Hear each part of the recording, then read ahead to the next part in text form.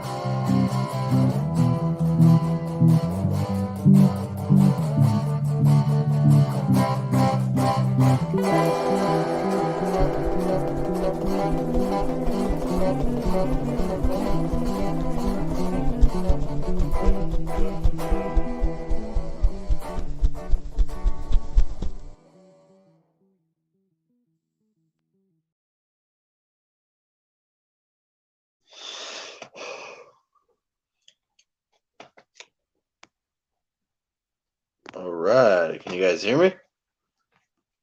Everything all good? Everything all good now? Should be. All right, so hope everyone's doing good. So we got some regulars in the chat already.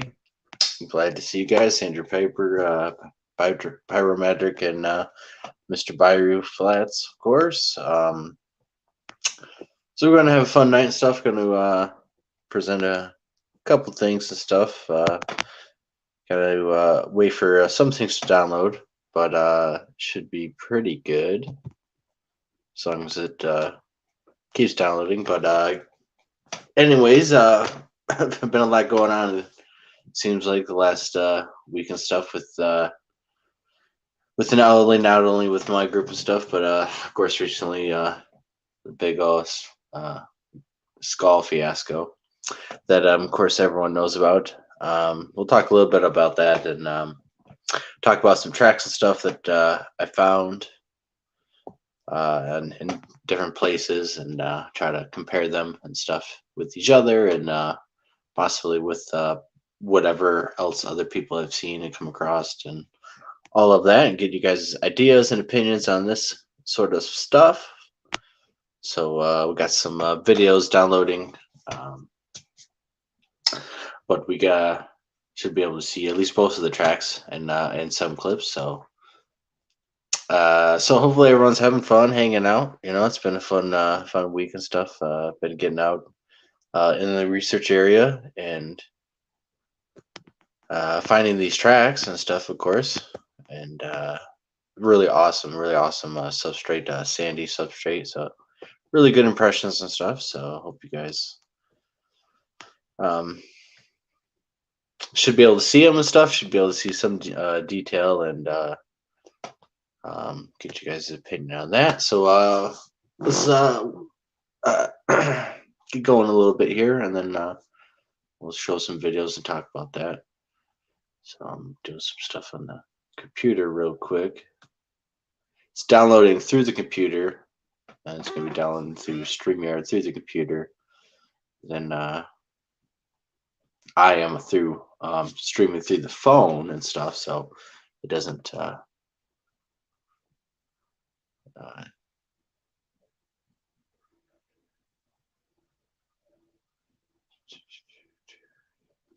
so it should hopefully work out that way. It has been so far. So, but yeah. Anyways, yeah. Anyways, getting out in their woods and stuff is pretty good. Finding these tracks and stuff. Not really much else happened other than finding these tracks. Of course, I can't say anything else for sure. Definitely not enough to convince me any Sasquatch activity, but finding the tracks and stuff was very interesting because um, they're fresh and stuff. So they're a couple hours fresh and stuff. No more than I would say half a day and stuff. In the one case, they even got rained on and stuff, which was I would say just 2 hour portion before I found them when they got rained on. Because they're in the sandy substrate, and it's very easy to disturb and even erode the tracks and details away, being in the delicate sand and sandy dirt the way that it was.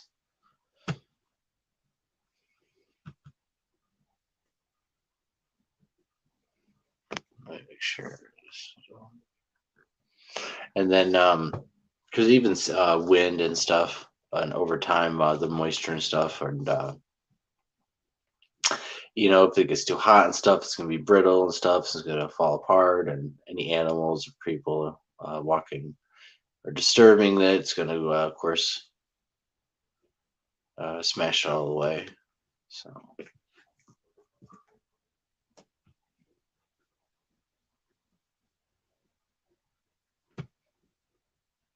let me do this real quick. Hopefully there's no crazy sounds and interruptions. Let me do this.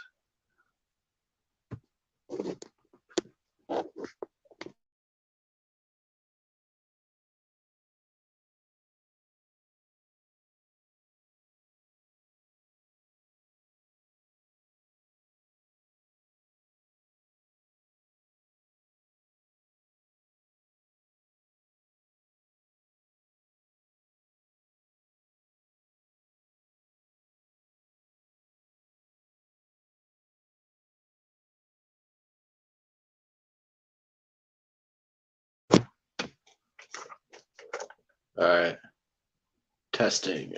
As long as this is not echoing on your guys' end, then so far so good. Because sometimes when you have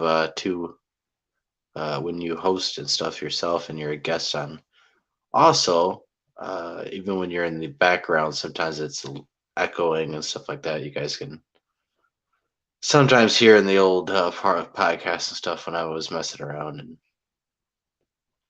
doing this sort of thing. But it seems like through updates and stuff, of course, StreamYard is getting those kind of issues worked out. So, but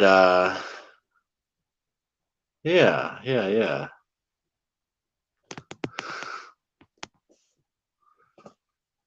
Yeah, that's awesome. Hopefully you can hang on for a little bit. We're gonna hold on for just a couple more minutes before I show some of my evidence and stuff. But we can talk about this gorilla evidence that Mr. Coyote shared with the world. And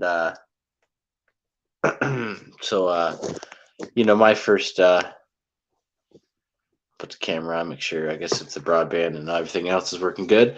My first impression of it right off the bat, even before it was, funky look. It looked funky looking, like a gorilla. But what really drew my attention more than and all that and stuff basically was the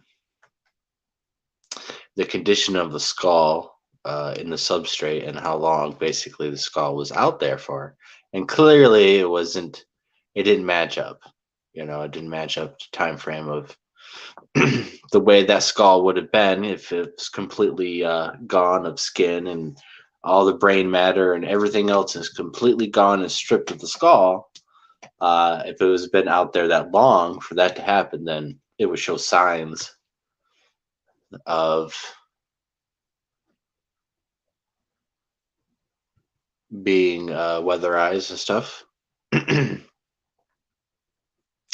degraded and stuff. There would actually be green stains on it and stuff. That is a very common thing that happens to white skulls. Very common is green stains. It'd be weathered, eroded. Also, small animals and other animals would have chewed upon it. So there would have been bite marks and stuff, scuff marks, um, possibly even more damage and stuff. The teeth and stuff look pretty white and stuff. It doesn't, again, it didn't look degraded. Even if the animal was regularly living and stuff, it should be kind of discolored and possibly eroded or damaged and stuff. But it looked pretty good and pretty cleanish. Then the inside of the one picture of the inside of the skull again looked pretty clean and stuff. It basically looked like it was put out there and got dirtied up not that long at all. And um, uh, basically it's a fake and stuff. It's obviously everyone knows it and stuff. Obviously everyone's focusing on the gorilla aspects of replica, and it just looks obviously too much like a gorilla. Which is sad and stuff. We don't need this sort of thing to happen. It doesn't really do anything for him, only for a quick 15 minutes of fame, and then his career is basically over with. No one should take him seriously if he ever really did find something significant. It'd be really shouldn't be taken seriously. The whole story behind it is so preposterous. On top of not only just finding it, but the story behind it is just over the top, and maybe it just doesn't really make any sense, and maybe it's not supposed to. No, it's just another jab at the community. Again, most people will never take us seriously. They just see this as another reason why. It was, a publicity stunt, and even a dig at us, a dig at our community and stuff too, because people are finding evidence. People are getting good evidence and stuff, and it might not be skulls and stuff that are found, but it should be stuff that are actually taken seriously, or should be getting as much viral attention in our own community, let alone the outside community and stuff. Because I know a lot of researchers' evidence doesn't get even spread out through the whole community itself, so it doesn't really even get looked at by everyone or discussed or even try to be verified and stuff. So a lot of people just have a lot of backlogged stuff that there's no one really to look at and verify. There's no scientists willing to do it. I mean, you can talk to people and try to send them stuff, but the majority of people don't do that and don't talk with people and don't have any connections of that kind of sort. And so they put them on YouTube, and it's sitting around for people to find. But it's just very interesting how this guy, he's been on network TVs. He's had his own shows. I'm sure people has seen him before. Famous for getting bit by and stung by bugs, and was trying to transition over to more serious, animal photography and biology type of work. But this is a big slap in the face, I guess, to not only his credibility, but I mean, everyone. I mean, who knows? It could be even like how deep does it goes? With like TV networks and producers and like his crew or the TV crew or who else was involved and stuff. Because if they were trying to hoax and stuff and all that, then you can't trust them when they're making a new Sasquatch show, right? Or any other kind of cryptid or kind of whatever kind of show, honestly. Because if they find any kind of evidence, historical Native American pottery and stuff, how come they wouldn't fake that? if those same people would be faking this sort of stuff. So, that kind of comes to light. Another famous thing that comes to my mind is it was the Discovery Channel's mermaid episode when they discovered the mermaids. It kind of they faked footage and stuff of that and used it in the documentary and really kind of pushed it as real when it was not and stuff. So Animal Planet and stuff during the first season and stuff especially pushed the crew to kind of exaggerate things and on the verge of potentially misleading and definitely almost hoaxing and stuff. So these people like to over sensationalize and publicize and try to get as much audience and reaction spotlight as they can, because that's how they make their money, whether it's real or not real. They don't really care because it's just about making a story. That's what it is on the grand scale, is just telling these kind of stories and getting the people out there and having the background to film them and telling, and then the people talking and stuff. Very rarely is it actually, them actually in the field, in the thick stuff, looking and actually looking for these things, So,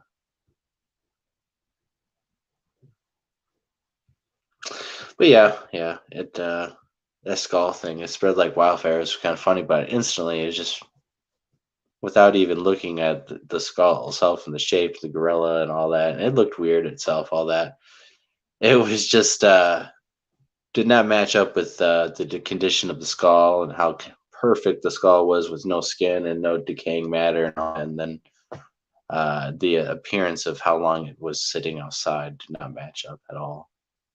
It looked like they just pretty much sat it out there, honestly, probably maybe just 24 hours, if that, and maybe even a week or something, a month, not even, not long enough at all for anything major to indicate that it actually was out there weatherized and eroded and what you would expect. Plus, there's no other bones found with that skull than you would expect, possibly more bone fragments scattered throughout the area or close by, usually and stuff. So yeah, it did make sense. Especially it was very kind of very shallow, in the middle of a very shallow kind of a little stream. It was nothing that you would expect to have any skeletons popping out or nothing like that. It was just totally abnormal.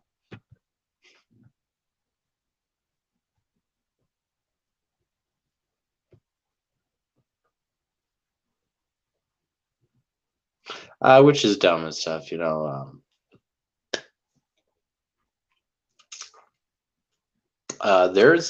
are, we've had pictures and stuff. We don't have them now, but you guys can look up the giant skulls of Lovelock Cave, the original skulls that were in the museum that are supposedly in the back storage and stuff now. But the original ones are giant humanoid skulls that are definitely not gorilla looking at all, and are definitely a lot way more massive than normal human skulls, and look more humanoid than a gorilla. And I would say probably that more kind of matches up with what we're expecting to find and stuff.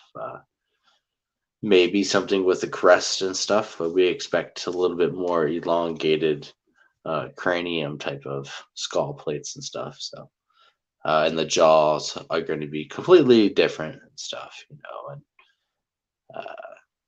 and fang canines and stuff, the gorillas and stuff. Everything was just completely different than what we expect to find. We expect to find a little bit more man type of flatness and stuff, and elongatedness, and some reports of canines and stuff, but those are different spots and what the gorilla placement would be and the angles and stuff. How it's more gorilla. The gorillas are a little bit more slanted like that, so it's pretty just ridiculous and stuff. So, um, but you don't find those bones. I think they do something with their dead. We and I was planning to talk about this after we get in the tracks, but little previews. I think they destroy their dead, or might even eat their own dead, or I think they smash the bones and stuff up and stuff. And I think that when they eat everything else, they definitely eat the bones and crush up the bones, and they have strong enough teeth that they can break the bones, and just like dogs and stuff, just chew up bones until pretty much nothing. There's, you know, besides like teeth and stuff, they can pretty much chew up and crush up, eat pretty much everything else, and leave very, very minimal evidence of whatever is left behind. I'm not sure if they would do that with their dead. Um, um, there's some stories that Native Americans say that they do cannibalize themselves and cannibalize the Native Americans, but they'd cannibalize their own dead. But on a long-term scale, there's a lot of health and diseases and neurological disorders that would happen if you keep eating. If you cannibalize any species, usually, besides usually reptiles, if humans and stuff cannibalize ourselves, we get Kuru disease, which is like mad cow, which is what mad cow disease is, and kind of like chronic wasting disease is kind of neurological chronic wasting diseases of prion, but it acts very similar and stuff to mad cow and Kuru disease, which is diseases and stuff that have it's what you get from being cannibalistic in nature. So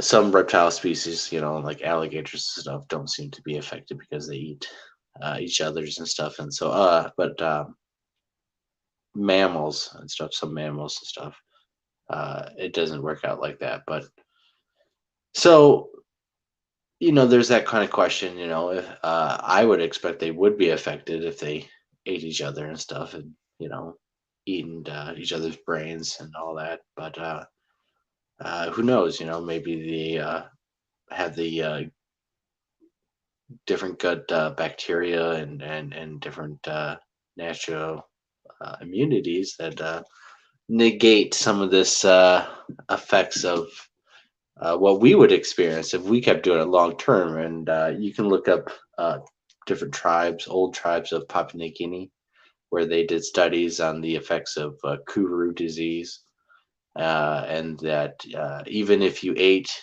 some as a child and stuff, they did it through ritualistic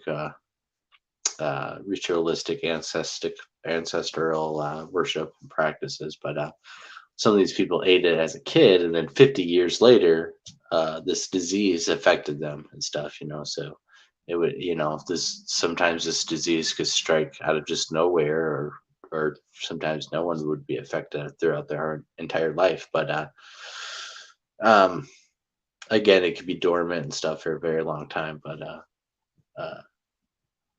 if they did eat their dead, destroy their dead, it would leave very little evidence of their bones and stuff, because they would crush them up for the marrow and all that up, or bash them and destroy them, ritualistically destroy their own dead bodies and stuff to hide them and stuff because if you destroyed and stuff every single body and mashed them into all mush, broke all the bones and just to mush, and then buried them or scattered them and stuff, it'd be very, very hard to ever find fossil evidence of that in the forest or anything like that, because fossilization and stuff is finding whole complete sets of animals and stuff is very, very hard and very unique process. So But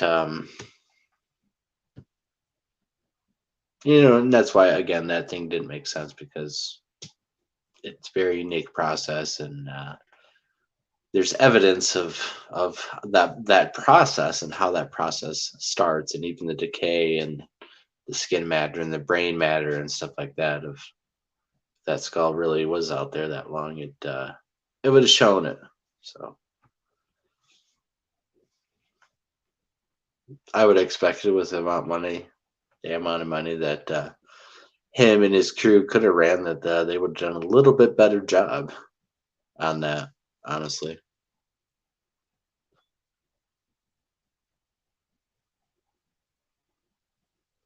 And that's the truth. I would have expected a little bit better, but obviously this must be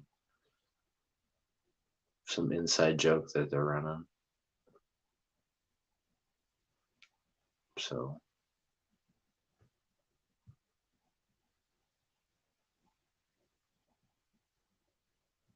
all right. So we'll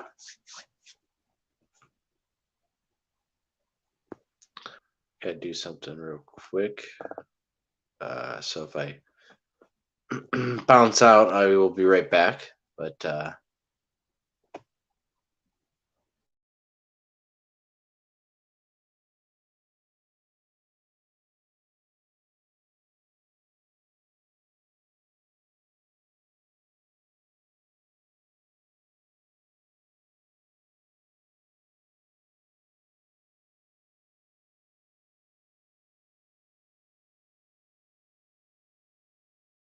all right. So get started on these tracks right now. Got this. The other one's downloading, but you can see the two different ones. So these the first tracks and stuff that we're gonna show you. I found in between, basically, two swamps and stuff, and there's this path that goes alongside of it, and this section of stuff was sandy and stuff, and whatever it was went across the trail and left this one perfect print of whatever it was, and the other prints that it left were not as clear at all, and you couldn't tell what it was. And this was the only viable print that I could see. And then it went off the trail, and it seemed to go into the swamp. And I found it very interesting and stuff. It's a smaller track. It's more or less about 5 inches and stuff around across and stuff. So it's very interesting, though. And so we'll talk about that and stuff as we show you guys. Okay, so that other one is loading and stuff. So we got quite a few videos. So basically, this is a little sneak peek for you guys. Those who actually watch the live stream and stuff, and actually watch it a little bit into it and stuff, not just a little beginning of it and stuff. So you guys can actually get a sneak peek of stuff. This will be on the channel and stuff. The videos coming up, but it will be shown here first. So those who actually watch and actually stick around through the whole live stream actually do get to watch special sneak peek stuff, and stuff that's usually not shown often and in videos until later. So all right, so here we go. I'm looking at two different screens. I got to do it off here. Should have loaded.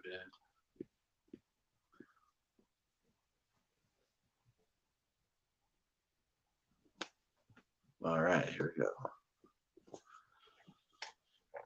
Should be able to talk over this. So yeah. So as you guys can see, it's right there on the path, and the interesting thing about this is it has a heel, and there is a a ridge in the complete middle of the track, and then it has the imprints of toes or knuckle prints or whatever it may be.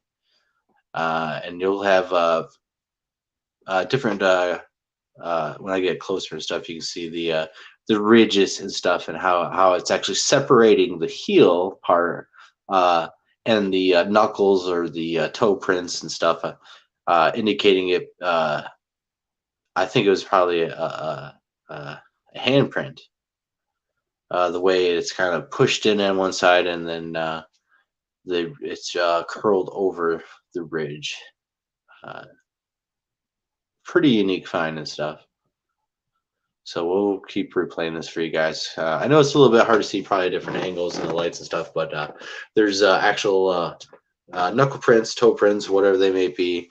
The heel, there's heel and there's a ridge completely in the middle. It's separated and it is very unique and stuff. And definitely wasn't a deer. Definitely was not a bear print. That bear print would have made that area completely flat. I looked at dozens and dozens of bear prints after this, after finding both of these different sets of tracks actually, and don't really match up and stuff. Not only that, but if it was a bear, I would expect to find more normal bear tracks. The other tracks that were on the exact substrate of the sand were didn't look like nothing. Didn't look anything like any bear. Nothing. Didn't look like that. No indication of what it was. And bears are, they don't hide their tracks or anything. They're not really mindful of their tracks. They're not really mindful of where they're going and leaving behind evidence and stuff. So I felt very confident. If it was a bear, would have been able to find a lot more evidence of it. Also, claw marks should have been present, and definitely, if not this track, and at least all the other tracks, because they were dug out in different ways and stuff. So they were damaging the ground in different ways, but there was no claw marks in any of those. Obviously, bears have claws, and they are non-retractable. A big cat and stuff. A big cat again would have pads and paddings that would be different, indicating not completely all rounded like that. And that ridge line in the middle that is not pressed into the ground, it's raised up. A bear would completely flat that out, and a big cat would completely flat that out.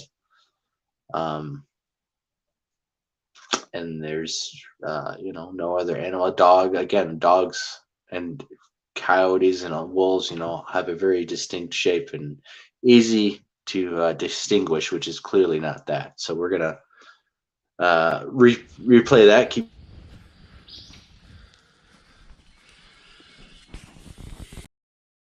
the one. We're not there yet. We're gonna keep playing this one. We got more of this one that's gonna load and stuff, so you guys see that different angles. But when we zoom in real quick, get closer and stuff, you can see that there's the toes and stuff up front. You have that ridge line and the heel in the back, and you can see that ridge line is very distinct in the middle. That is raised up. That is not pressed into the ground at all. Whatever made that pushed its heel in and the knuckles at the same time and left a middle space that was not pressed in. A bear would not do that. A cat definitely is not doing that.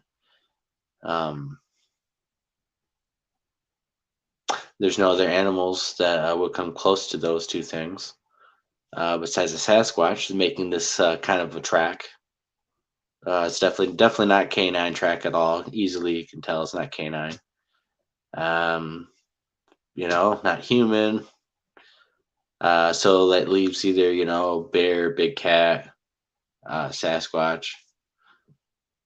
Doesn't look like a big cat track. Doesn't look like a big bear track.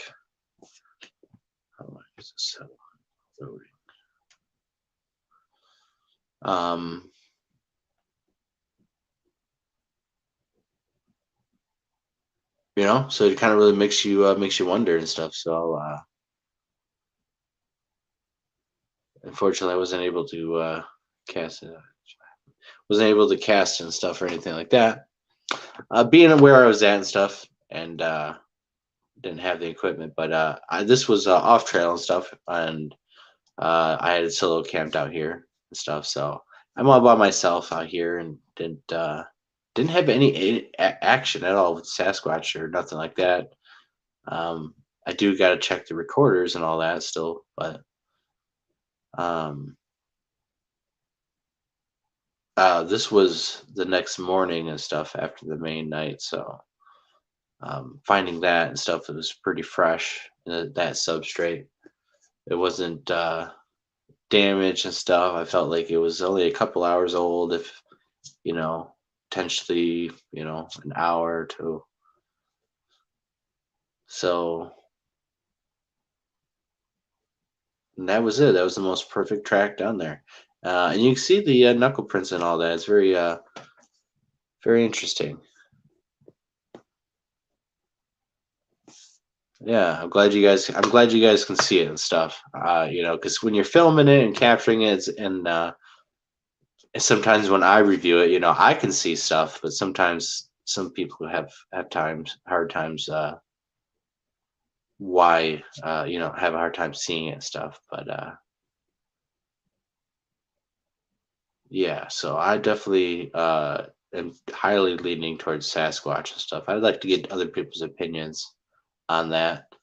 And I'll be sending like this footage to Cliff in an email, Cliff Brackman, and probably some other people. But for my own initial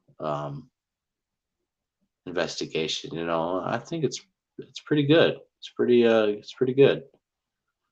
So that's just one clip. We got another clip loading up of the same track and stuff, so you guys can kind of see a little bit more of it. For some reason, I was downloading this earlier, and when I came back to check on it, it crashed and it didn't work. So, but that's okay. So yeah, we're getting a little sneak peek here, and then I'm gonna make it a little bit more in-depth kind of video and stuff, and there's gonna be a whole footage of the day and everything else, and just me tromping around and walking up and down ridges and walking 5 hours out there and discovering the track and stuff. And it was very unique, and it was very hot out. It was like 85 degrees out and stuff. So it's been like it has been out in Michigan. It's been very hot out lately, and it seems like they're hanging out in the swamps and stuff, staying in the water, cooling off, being big and hairy. They're kind of like an aquatic ape, in which they are, very immersive in water and stuff. They swim, they hang out in water. They're not afraid of water like other apes. They like to hang out in water. They like to submerge themselves all the way up even to their heads and stuff. They're very comfortable in water, way more comfortable than humans are in a swamp. I'm out there, chugging and slugging and being sucked down and all that through a swamp. But these things, are out there on purpose, cooling off, and have no issues standing up and going through swamp. That's really only barely to their kneecaps and stuff. So they're hanging out, getting cooled off, and basically this transitioned from one swamp over, got onto the trail a little bit, and then crossed over and went down to another swamp, which is literally right there. I mean, they're both right there on this narrow strip of trail. So it was very interesting. It actually did cross onto the trail. And this particular section was pretty rural out there. I mean, it wasn't a main trail. It was an offshoot and not really too well used, but still there's people out there and stuff. I was out there and stuff. But it's a great great track and stuff. So I'm gonna show that one more time, and then we're gonna show the other track, two prints, actually, a pair of prints for you guys in a completely different area and stuff. So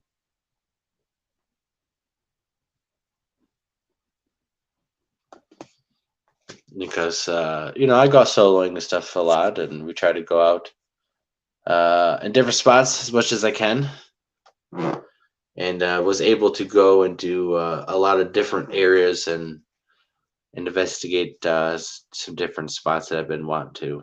So it's kind of it's kind of a no-brainer, honestly. I kind of look at maps and look at spots and just kind of have a knack about these areas, about where they should be and stuff. And it's kind of just like,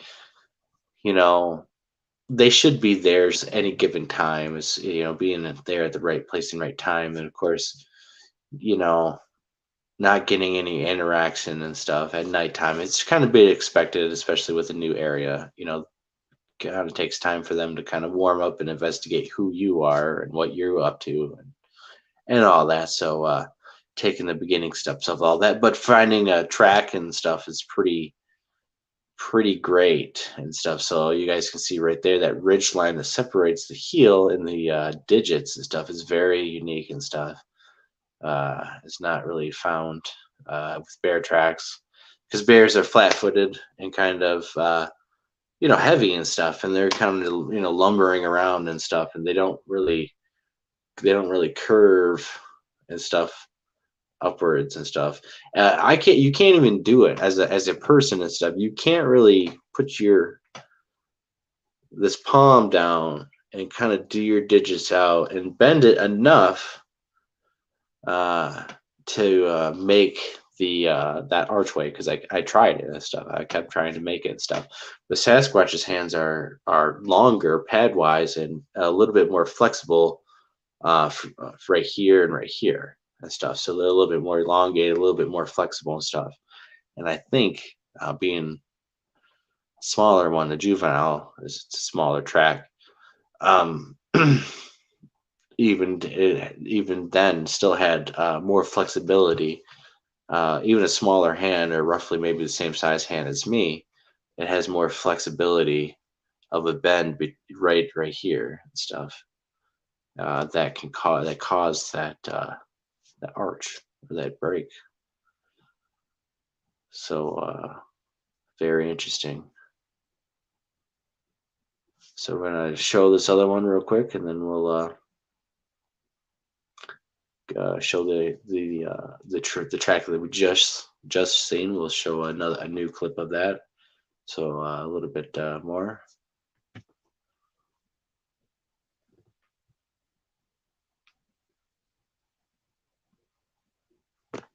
All right.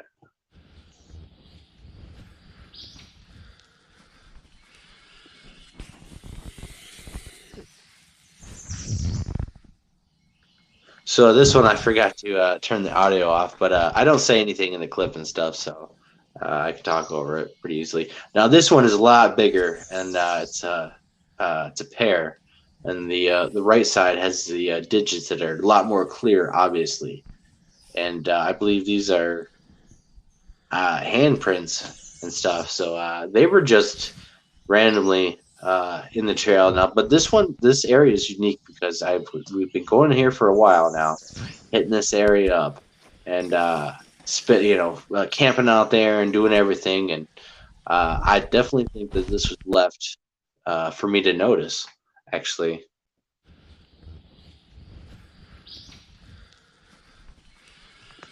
Because we've been going there, and we have randomly found sticks on the spread across the trail and stuff. We have moved different stuff, and then we have found different stuff spread across the trail along that same path. And then this imprint is relatively along the same area. And again, you can see that right hand, that right print with the digits. And so this got rained on and stuff. So this happened, I would say, maybe 2, maybe 3 hours or even more. It got rained on overnight, and then I woke up in the morning, and I'm out here scouting around for anything new, changes that happen. And that was the new change that happened. And then you can see where it actually got rained on. And this track is way huge. My hands, spread out and stuff. So that's I didn't have my tape measure in the bag and stuff because I switched bags and I guess I left it here. But oh,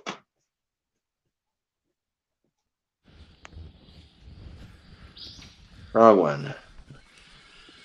I I didn't bring it and stuff, so I didn't have to measure with. But roughly, you know, measuring and stuff that was almost 8 inches across and stuff. So we'll replay that one so you can see that first one where it looks like it's just maybe a fist. I'm not sure. You don't see much details and stuff, but that's about 7.5, almost 8 inches across right there. Okay, and about the same width. That's a pretty huge dent. And then those digits, those are huge. Those are a couple inches across. No, the digits and stuff, knuckles. Your little finger knuckles. That's huge. That's a huge hand. That's massive. Compared to my digits. I mean,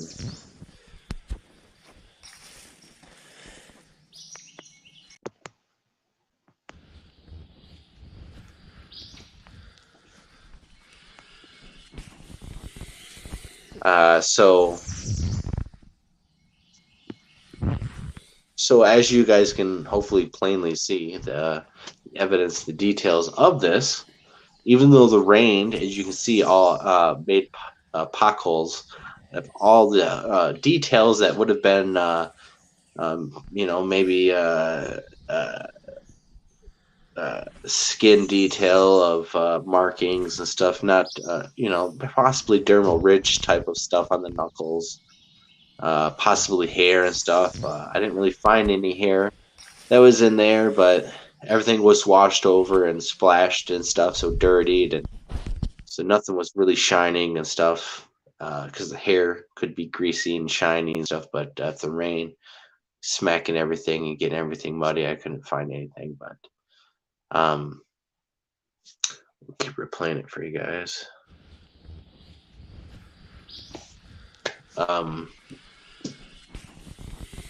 Yeah, I was really surprised about this, and so I think that it was there for me to notice. It was on the trail. It was kind of blatantly obvious. It was kind of like, like what the heck? Especially that right hand. I mean, again, it's way too big to be a big cat. It's huge, and there's no claws, and there's no big cat with toe prints that size in North America. We're not in Africa, or these are not tigers and stuff. These are not lions. If it was a cougar, that would be the world record history books giant size cougar probably ever filmed or whatever, because there's just no way. So that's just way too big. And then a bear, it's not a bear track. That bears' paws don't spread like that. There'd be claw marks and stuff. There'd be more tracks.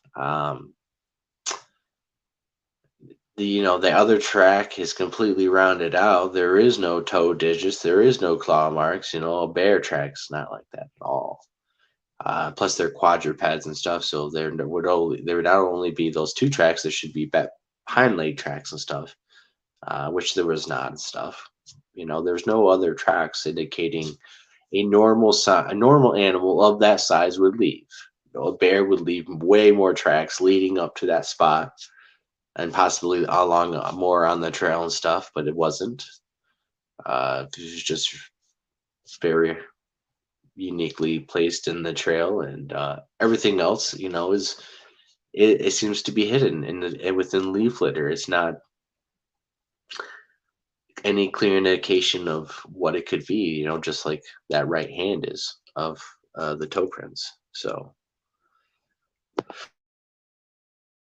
I hope that you guys find those interesting and stuff, because that's the stuff that we come across as lost cryptids, and we have different tracks that they are knuckle walkers and stuff, and they are walking more or less on their knuckles like this, or even on one or two or three, not even on all knuckles spread out like that, but even kind of like that, in which it changes the whole dynamics of the track and everything. A huge wide track like that, big massive hands can turn into a very small deer like track and stuff. You can slender down their outprint and stuff, and they're moving on all fours and stuff too, dispersing their weight, which it makes it less harder, makes it less of a impression, and of course harder for us to find.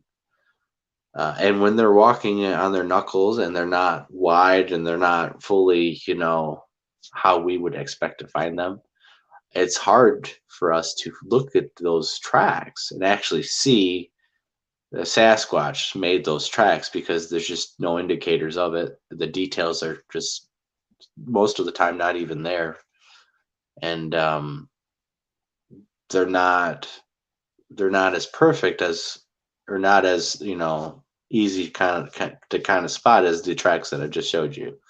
Where I mean, you can obviously see the details of the heel print, the digits and stuff, and that unique ridge line. It's very unique. And then the other track where you can see the digits, massive digits, obviously pressed into the ground, along with the smooth roundness of everything. Those were on sandy substrates, actually on the trail, again, off the beaten path, but on a subsection of sandiness, with a very, very close swamp right off the edge and stuff, a swamp right there. An area that we've been working exclusively and stuff and trying to get evidence of. And, this is the fruit of it, is when we're getting stuff on the trail, like these tree markers, these trees and these branches laid across this trail, like this branch that it's a sapling that was growing in a swamp, and the root ball indicates that it was growing in a swamp and is laid on the trail. It just does not belong there. It's just out of nowhere. And then, of course, finding other stuff that we move, and then finding these tracks, seemingly on purpose on the trail, for seemingly us to find, because it's the next morning after going out there and thoroughly looking and making sure, I know if anything gets placed on the trail, and especially the section where it seems like it's been going on, we'd know about it. And then of course find that. So it's interesting. It's very interesting. So it's going into the data collection and stuff that I've been thinking about and strategizing and stuff, and all that's basically up here and stuff, and I kind of kept private because of this is just how it is, honestly. But a lot of it seems to be they recognize individuals that keep going into the area, and recognize when you notice stuff, especially when they are the ones who are placing it, which would mean that they would have to be at that spot and watching that spot and watching you at that spot and watching you if you even notice stuff that was on the ground or notice something that was placed there by them. Yeah, and I think it's more or less for Bigfoot researchers that continue to go into areas. Because we're the ones here kind of noticing these Bigfoot structures or something that's strung along the trail that shouldn't really be there, that wasn't there, that maybe when you walked into it, but on your walk out, there's something along the trail that wasn't there.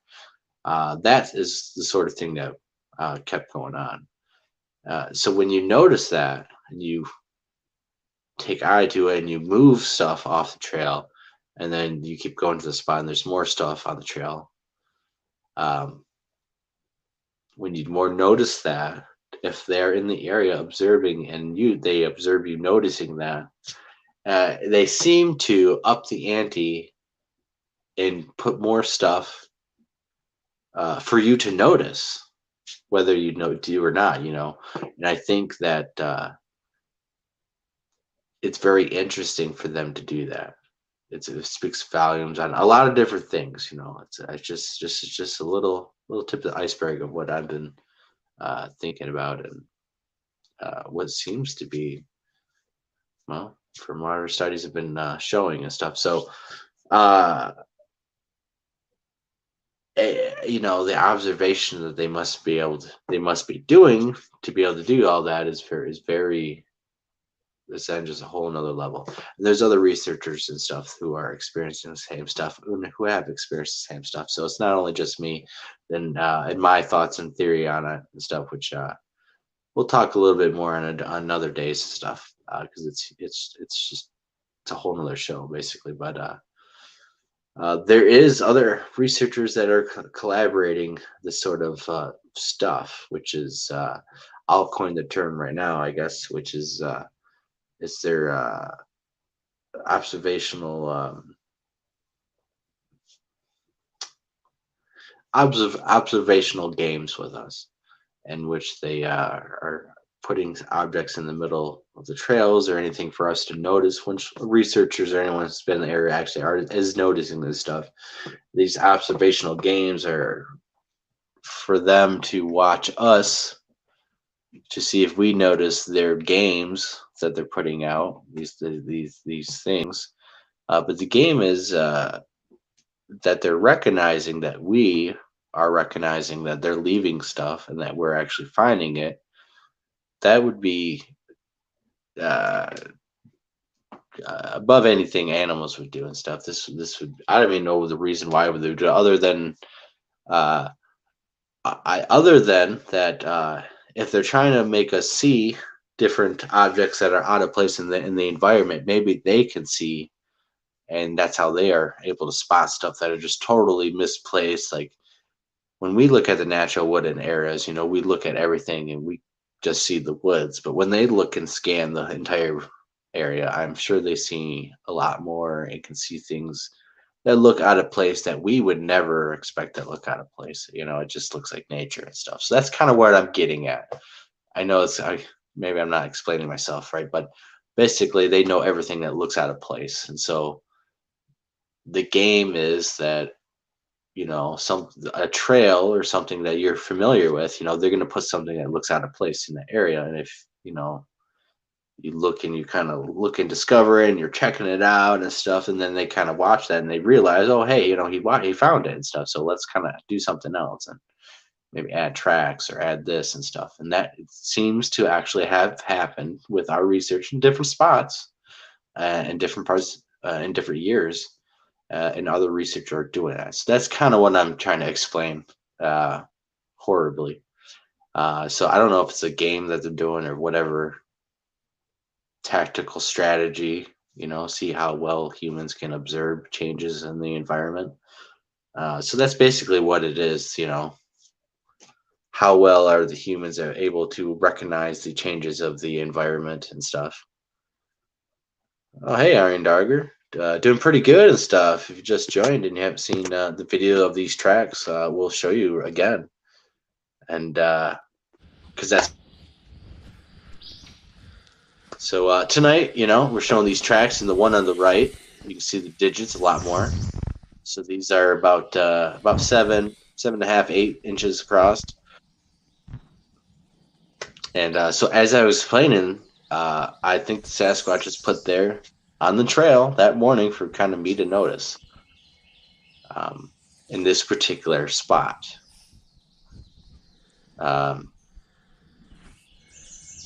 But you can see the massive details on that, and the digits that are just huge. Not a bear track. There's no claws. It's pretty. The other one is completely rounded off. There is no digits that you can see. That one is pretty interesting. Iron Dogger would be able to tell you if it was a bear track and stuff. Um, Yeah, so that it is huge. It's about 7.5, 8 inches and stuff, give or take, and the digits on that is just it's huge and stuff. But there's no claws marks in that, and that's not a big cat track. It's not a bear track, a black bear track. We don't have grizzly bears here. We have black bears. I don't think that's a black bear track at all.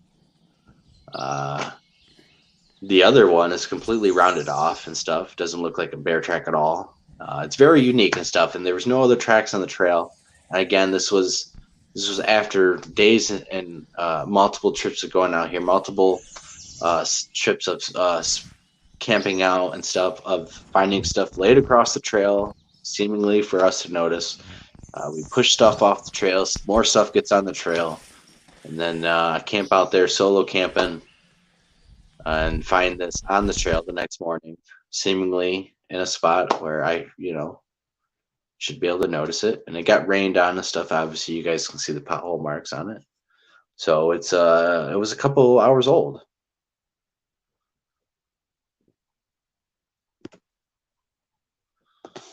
So yeah, bears leave claw marks and other distinctive characteristics. Plus, they're kind of lumbering around. They're not trying to conceal their tracks, and there should be more tracks, if it's going to keep continuing its walk, which I would expect. If it was a bear around there, I should be able to track it a little bit more easier than those tracks, which led seemingly to a swamp, but wasn't any clear indication of whatever it was besides those two and that one. And I would expect them to be. We'll show this clip another time, one more time, and then we'll jump over to the other set of tracks.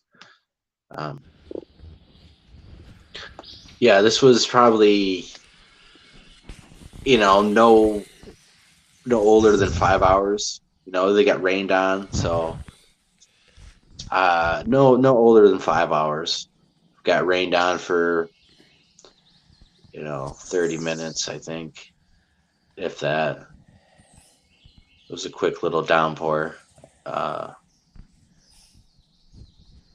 That particular overnight and that morning when I got up, so everything was kind of wet, but you can clearly see the digits on it, and it's massive. Again, my hands spread out and stuff like that is about 7.5, and so it's about almost 8 inches and stuff across, and probably a little bit more wider than that. Pretty significant, deep in the ground too. That's another thing, is it's pretty deep in the ground, even though it's soft substrate. It's pretty deep in the ground, as you guys can plainly see. So, but the rain really did hammer out any really fine details of, dermal ridges or possibly a hair and stuff. Hair. Like I said, I didn't find any hair in there, but it could have been muddied up and dirtied, and maybe I just didn't notice anything like that. So we'll move on to the set of smaller tracks that were in a completely different area, under different circumstances. So like that one, I think, was on purpose. Like they're leaving stuff for you to notice, and maybe it's a game, to see how well human awareness is in the woods. How well we notice the environment changing from the last time you went on the trail. How often you notice something that's laying across the trail, or tree structures or manipulation, possibly because we found snapped saplings very close to the area too. That is new, that was not there and stuff. So seemingly they're put there for us to notice, especially if we're out there, we're trying to find them. They know what we're doing. We're trying to look at evidence. We're trying to document everything that they find that possibly are them, especially if they're in the area and they watched me examine that, look at that, and study that. Then they know that's pretty much what I'm doing and what I'm after and what I'm capturing. So like they kind of feeds into like they're doing it on purpose, and they can leave tracks for me to find, and I'm going to be all over it studying, and they kind of know that. it's just a whole another level of strategy and tactics that they seem to be implementing, which is um, very interesting. All right, Iron Dogger. So these next set of tracks, these smaller tracks, about 5 inches in length. What I want to get your opinion on them because they're completely different looking. The way that they're constructed in this one. So uh, the unique one about this is it has a heel and that has a ridge line in the middle that is not pressed down at all, and then it has the digits. So it has the heel and this unique ridge line that is not pressed down at all, and then the digits on the front, knuckle prints or whatever. So what is your opinion on that? Again, I think it's not a big cat and it's not a black bear because there's no claw marks. And if it was a big black bear, any kind of black bear, there would be no ridge line. That would be completely pressed down with all the weight. That would be a flat track. Cats would have a more kind of a their heels and stuff are a little bit different. They would be flat down and stuff, and their toes would be a little bit more different.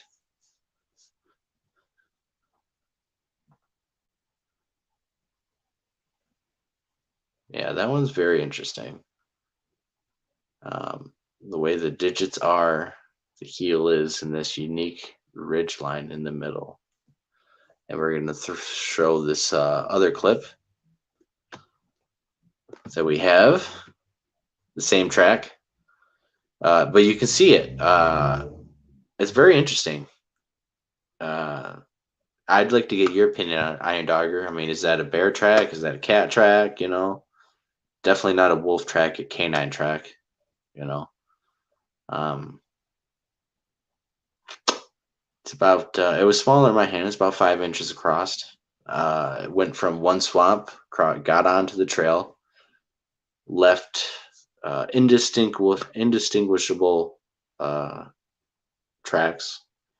That was the only track that indicated whatever it was. And then the other tracks for about 15 more feet were just scuffed up. Couldn't tell what it was. Then it moved off and went into the other swamp. And of course, when it gets onto the forest ground litter and everything's leaves and stuff, there's no indication of whatever it is. No clear indication like that. So,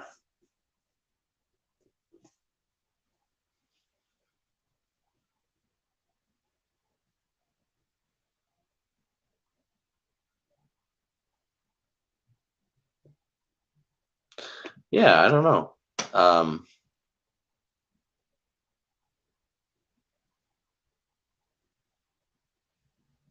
Yeah, yeah. It looks. You see, it's pretty flat. That heel is pretty distinct, and then that ridge line is undisturbed, and then it has the toe prints and stuff. Iron Dogger said, I don't know if this will display over it. Almost looks like a double step.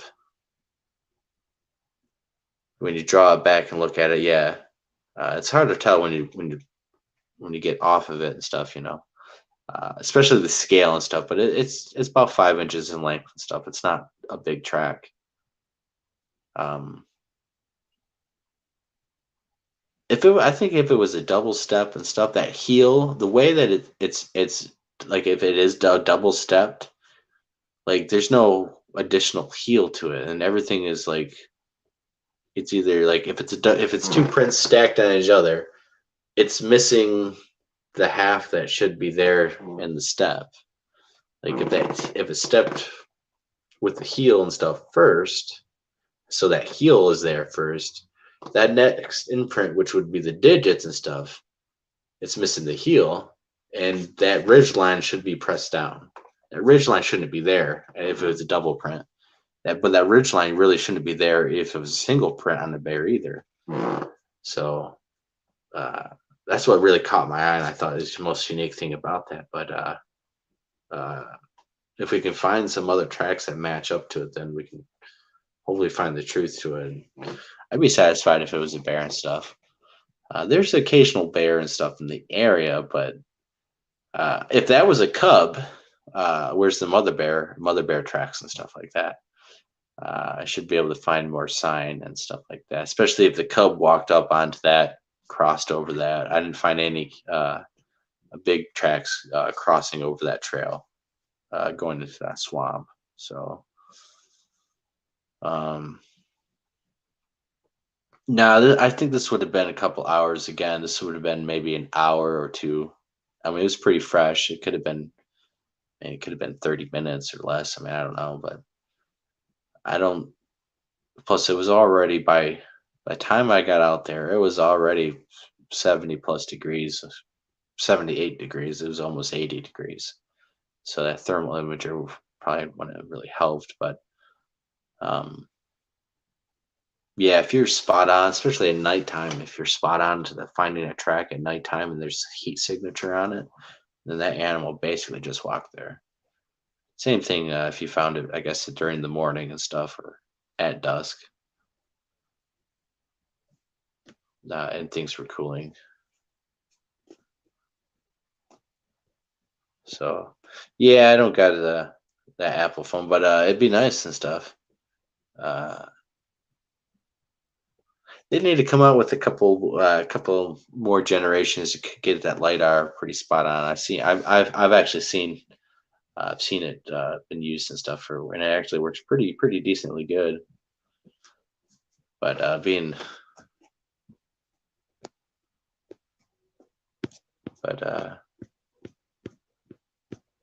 yeah, even just having that kind of a 3D copy is pretty unique to have.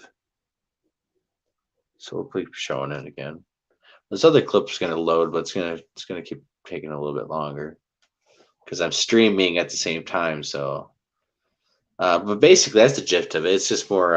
It's just another clip of this for you guys to see details. But there it is. I mean, I really wish I could have casted it out there, but being as far as I was and all that, it's just didn't have it with me, and yeah, I don't know. It's pretty unique.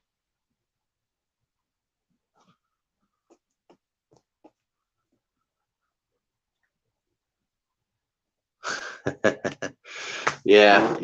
You guys got to look, and also if you guys are watching this on YouTube, especially after the fact and all that, this will be streamed, like at 720 HP and stuff. So make sure it's the highest quality you can be. When I make the videos of these tracks on YouTube, they're going to be just HD quality and stuff. So they'll be above that. And the quality that you can see on this, if you're watching on your computer or even television. Because when you're streaming and stuff, it has to the resolution to stream faster and stuff is always cut down. So, and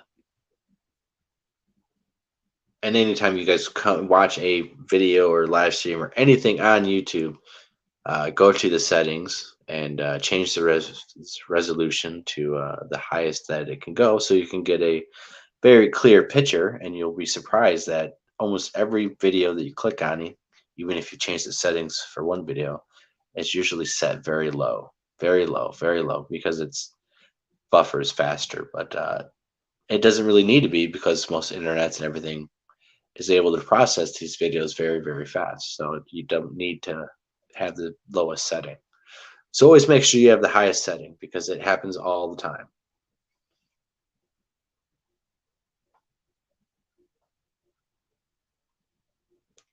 Yeah, and that little one doesn't have no claw marks or anything. There's no I mean, that was the only track that had the very clear indication. Now, it's very unique is that ridge line in the middle it's not flat. I mean, it made that heel and made the toe imprints or knuckle imprints, whatever, and left that whole middle part undisturbed, not pressed down at all. And most animals, I don't think bears can. I'm not sure, can flex their their pad like that when they make a print. If they're putting it on the ground, if they can make a print that basically curves right here and leaves that ridge line and sand undisturbed, while leaving a heel print and leaving digits at the front and leaving a whole midsection undisturbed. As humans, we can't really flex. I can't flex my hand enough to make a flat enough heel, a ridge line, and digits in the middle. I can't do that, and I think it takes an elongated humanoid pad kind of to do that. So I'm not really sure if bears could do that. I'm pretty sure it wasn't a cat track and a cat tracks. And I've looked at several different cat tracks and bear tracks and stuff, and I don't see the ridge line and stuff. So see what you guys' comments are. Comments.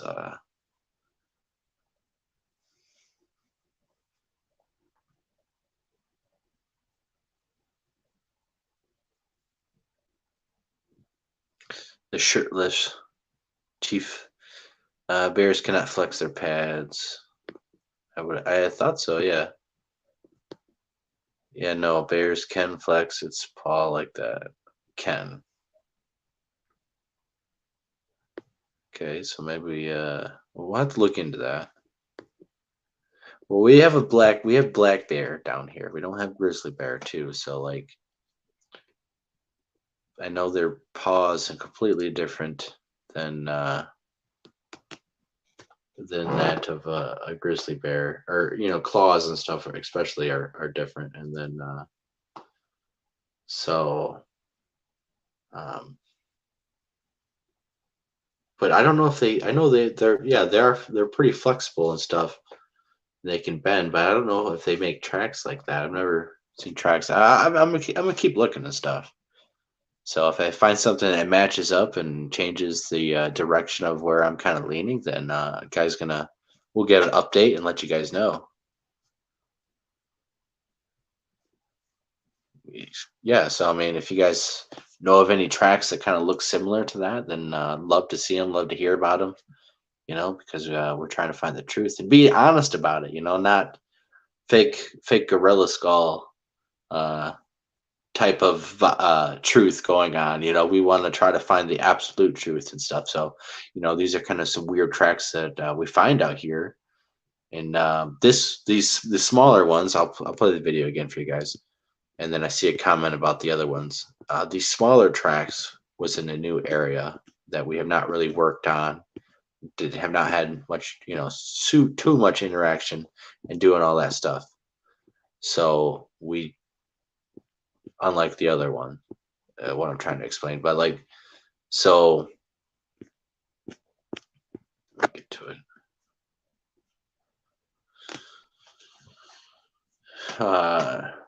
So this one, yeah, I mean, this one has that ridge line, which is just kind of unique, is that a bear track? I mean, there could be a roaming bear in there, but is that a big enough track for a black bear to be on its own, 5 inches across? I mean, maybe. I mean, it's not that big, you know.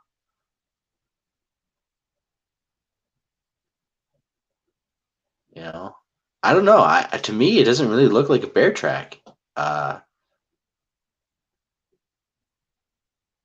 With that ridge and stuff, I have never really seen it.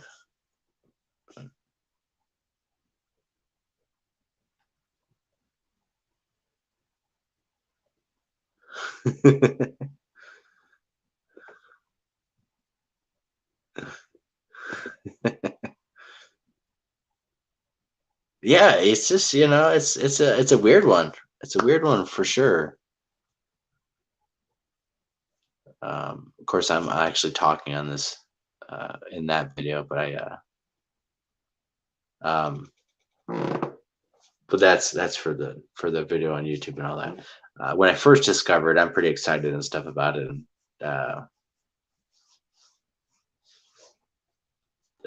slightly biased maybe, but upon further examination and of course revealing to you guys and getting your opinion, I just, yeah, it doesn't look like a bear track to me. And that's why I find it interesting. If I thought it was something, if I thought it was a normal animal, I wouldn't present to you guys. There's no reason to. I would have probably posted pictures and said, "Oh, found some bear tracks and stuff." Pretty cool stuff. But for me to present it on here like this means that I don't think it's a bear, normal animal stuff. So kind of has to be something good. Um, so we'll show it again, keep showing it because it's pretty, yeah, like what the heck. So here I try to clear some debris very carefully. Um, Again, that the heel looks very, you know, human-like, bear-like almost, but the digits, that ridge line and stuff, and everything, just doesn't really match up. It's close to, it's kind of close looking, but it just doesn't. So here we have another clip, so brand new clip of that same track. We can take a longer look at for you guys. So let's jump into it. So yeah, so this is the newest clip that I uploaded. So now you guys can see a little bit more different details as I'm showing it and stuff. So it's just a weird one. That's why I found fascinating. That's why I just stopped and got so lucky. I didn't even step on it and just. So I'm always half the time I'm not looking at the ground. Other times I'm looking at the ground and just got lucky, honestly, by finding this. And something kind of just said to kind of look down at this particular area, and I did, and just amazing. So there you guys can see a little bit different details of the impressions of the knuckles or whatever. There's no claw marks in there. It's very smooth. It's not. That's where I'm kind of showing. I think it's kind of the knuckles, the digits right here. That's what I kind of think. So, and this clip, hopefully you guys can see a little more additional details that can maybe sway your opinion or give you additional thoughts, especially when I angle down on the digits on that particular shot. It just doesn't, to me, look like a black bear or a big cat. And those are really the only two things that could be in this area of Michigan. It's definitely not a canine track. We don't have grizzly bear. Um,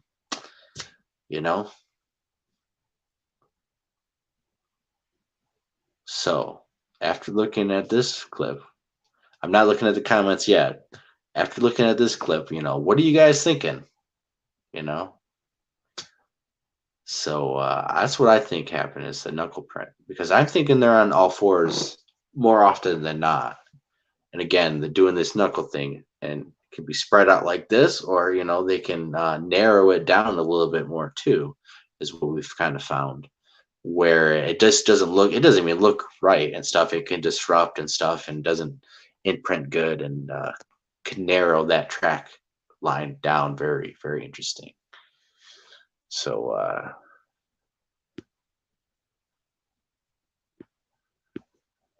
way up here, let's go down.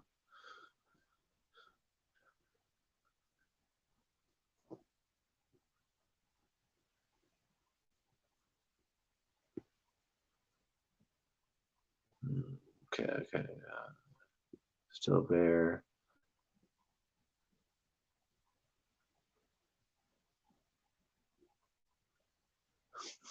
Maybe a bear standing up and stuff. Again, if there was other, there was no other tracks as good as that one to indicate if it was a bear or not, which I would assume I'd be able to find if it was a regular black bear just doing a regular walk on that particular substrate. Mid tarsal break. I'm not an expert on track anatomy for Sasquatches, not like Cliff Brackman is or Jeff Meldrum.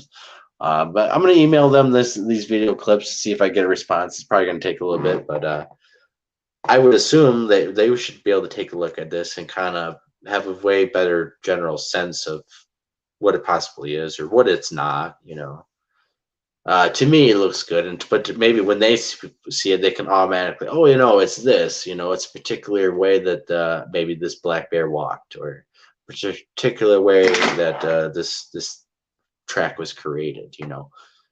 They're able to spot those unique features and details that I'm not going to be able to spot. When I look at it, I spot that ridge line. There's key features that stick out to me that look odd, that that make me want to obviously film it.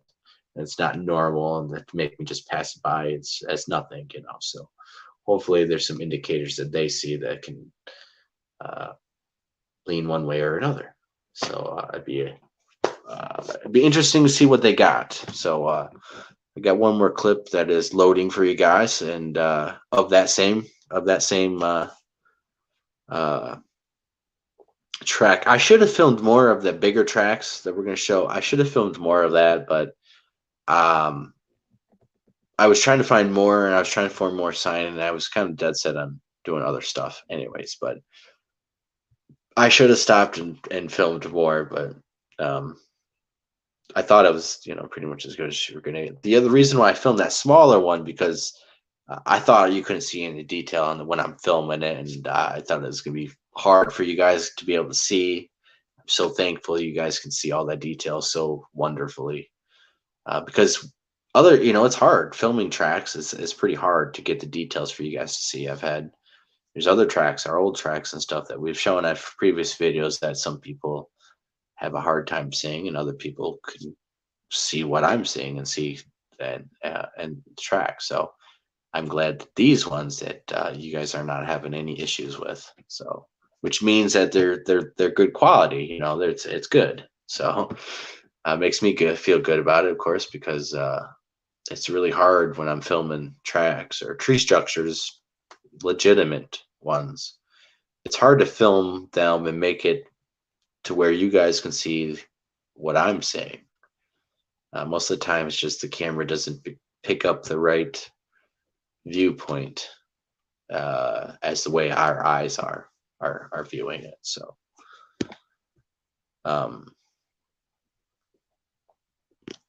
so we'll have that fourth clip loaded up here hopefully soon. It's just taking a little bit because I'm streaming.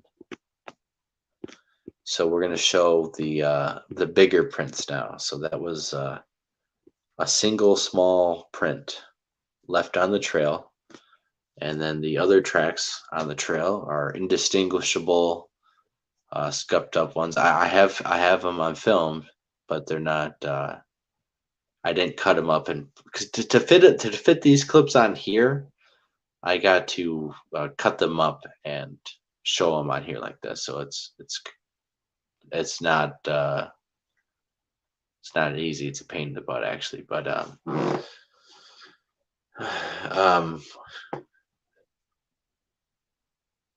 so I don't have that clip of the other tracks ready to go for you guys to see and stuff. So, but yeah. So the bigger ones we'll show now. Big ones.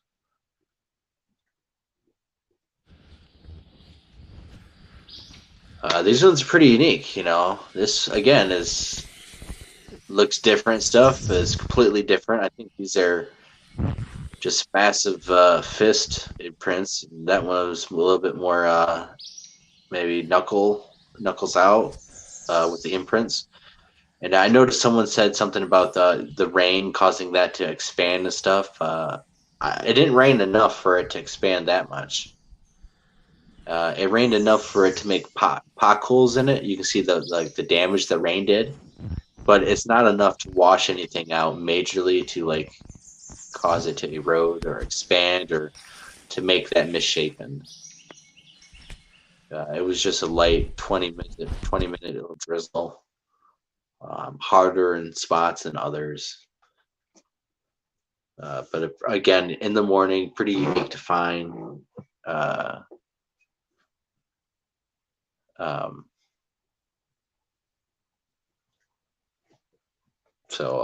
that one, they are way bigger. Again, my hand's about 7.5 inches lengthwise and stuff, and widthwise. So the whole track is just massive. And if it's that, especially that, so that it's kind of like, well, I guess it's like this. I don't know if you guys see it. So, because it's backwards for me. So, like, the right hand is that knuckle, and the left hand is like a fist. Is what I am gathering from this. Again, when I send this Cliff and Jeff, maybe who knows what they're going to find. Again, they're a little bit more experts on that kind of situation. Uh, but I just found it very unique and stuff. So we'll play that again. And this is exclusive for you guys. You guys have seen it here first. You guys are sneak peek before it's actually coming out on the YouTube. That's why we kind of show things in the middle of the show.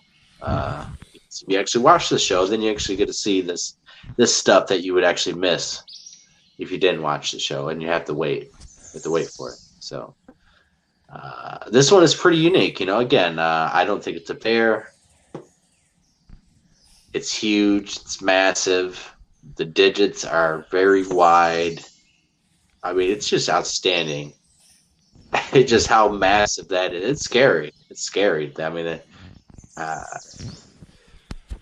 feel like I could like fit my head a little bit in there. um, and that's a lot of weight. I mean, it's muddy and stuff, so it doesn't take much to like push yourself in there, but it's still a lot of weight to push down and to make an impression like that. So keep talking. Keep showing it. I mean, yeah, it'd be huge for a black bear. That's the only kind of black bear we have. Yeah, that's the right hand. I'm guessing right here is the right hand. And so those are the knuckles. And some of it, I think, is like balled up and stuff, and some knuckles are hanging out. And the left hand, it's a complete fist, or it's everything's tucked in. There's no digits like that one. And it's certainly not a deer track. So we're gonna send these video clips to some of the bigger names and see if to get their opinion on it.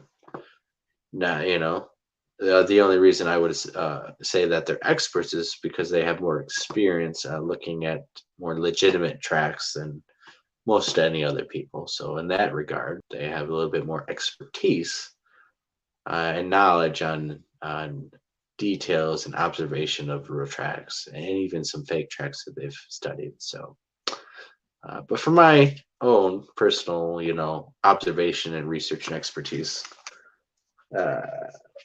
I'm leaning towards, squatchiness on this one. So, and your guys' opinion.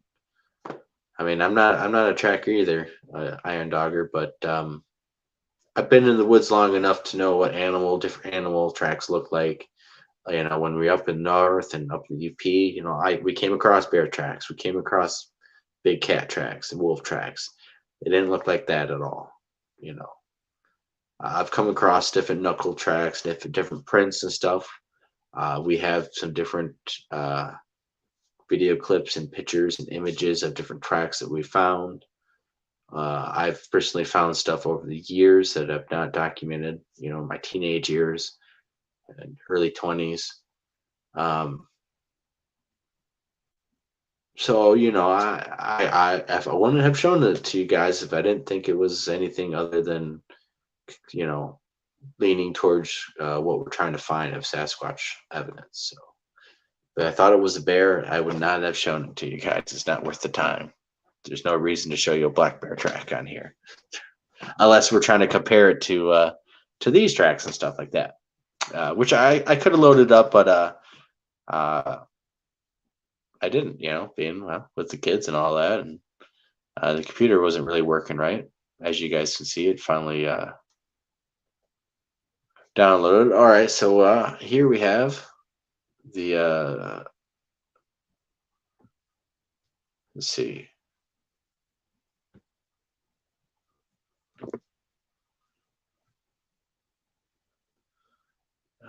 Let's see. The fourth clip. We didn't play this one, right? Oh, we'll play it again if we did. But yeah, it's just interesting. These smaller tracks. It's just very interesting. If it was a regular bear track that I thought, I wouldn't have showed it to you guys. But I think it's something unique. The way that there's this ridge line in the middle. Yeah, okay, so we did show this one, I guess. I'm getting too excited and stuff. I know I have another video clip and stuff I could load, but it's pretty much just the same thing. And plus, I gotta leave a little bit extra for the video for you guys haven't seen on here, so you guys gives you a reason to watch the actual video when it comes out. So can't give you everything, but yeah, I don't know. So hopefully we guys can hopefully we'll get an answer and stuff on this as we get it vetted in the future by Cliff and Jeff and stuff. I'll reach out to them and stuff. It might take a little bit, but it's not hard to do, honestly. You just email Cliff and stuff and reach out to him, and eventually he'll get around to it, especially if you got something good and he checks it out. He'll reach back. But if you don't have something that's subpar and something that's kind of something that's subpar to him, he might not reach out to you. Okay. But if you got something good, show it, and it might take some time, but he'll they should get back and stuff. Not like they're super experts or anything, but to get their opinion on it would be very interesting, especially if they're kind of compelled one way or another. It'd be kind of nice to have that reference.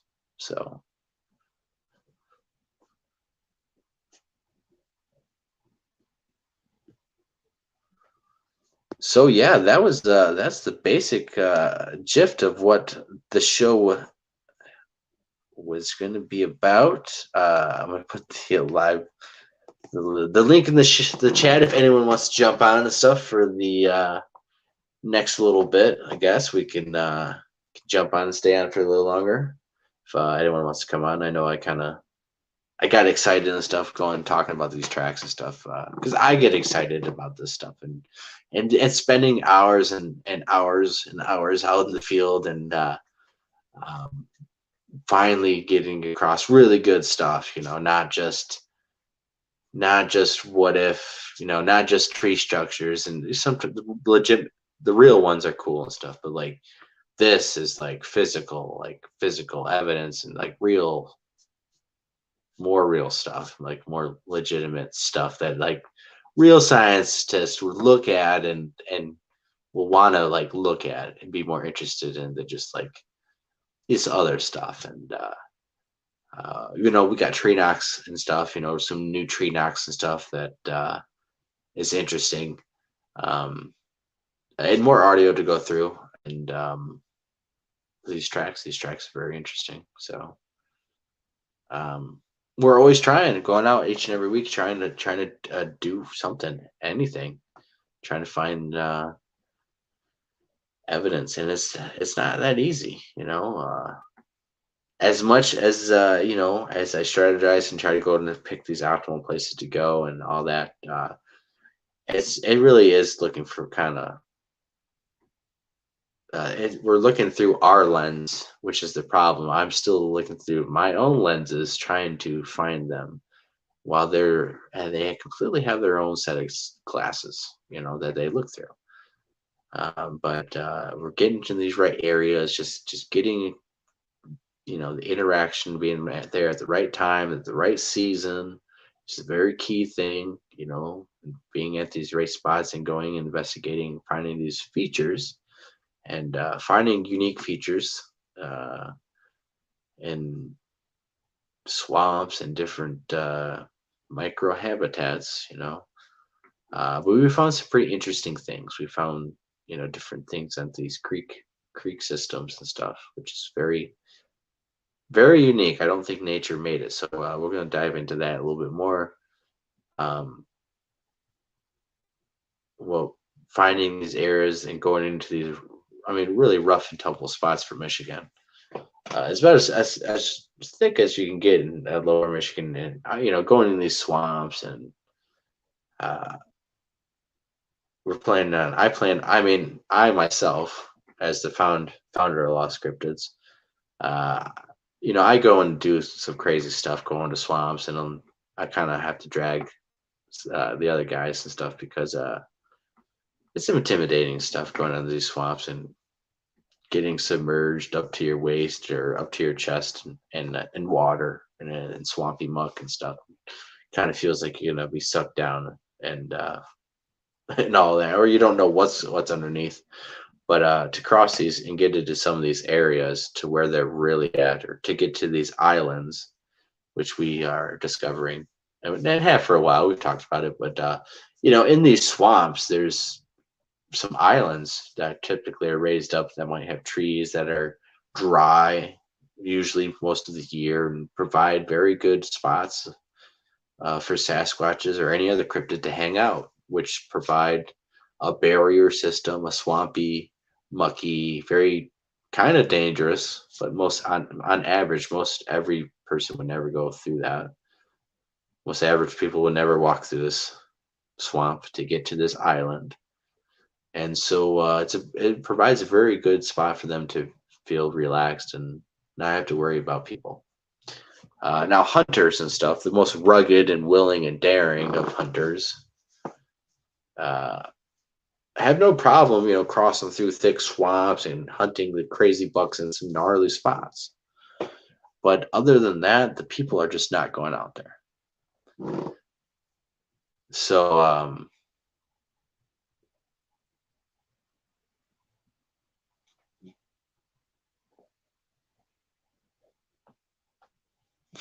I just seen this comment. You got caught me off guard. Michigan is the first place I jumped off a bridge into the river below the Battle Creek area. Nice, nice. I lived in the Battle Creek area. Great Sasquatch area, actually, outside of the surrounding area, in the countryside. Battle Creek, the surrounding areas has actually had a history um, of Bigfoot sightings.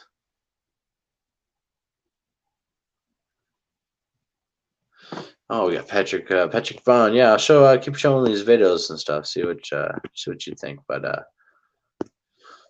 for anyone for anyone jumping in, so we'll show the big I guess big tracks first, because we only got the one clip of this. So we got the right hand, or the right side, is the one with the details. I personally think it's a knuckle imprint of some sort, or finger digits hanging out. So these are about 8 inches in length and wider and stuff. Comparing my hand to it, it doesn't look like a bear track. It doesn't look like a big cat track. We would have black bear here in Michigan, lower Michigan. So it's pretty good size and stuff. Big white width, decent width of the digits.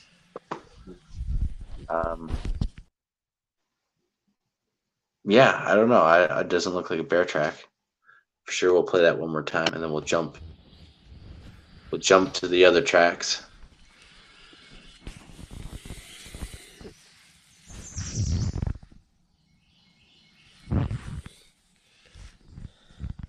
So yeah, and the unique thing about this was I felt like they left us on the trail for me to spot, because they were leaving things in this particular area, laid out across the trail. I would move it off the trail, these sticks and stuff off the trail, because if they got moved on the trail again, I wanted to be able to notice. And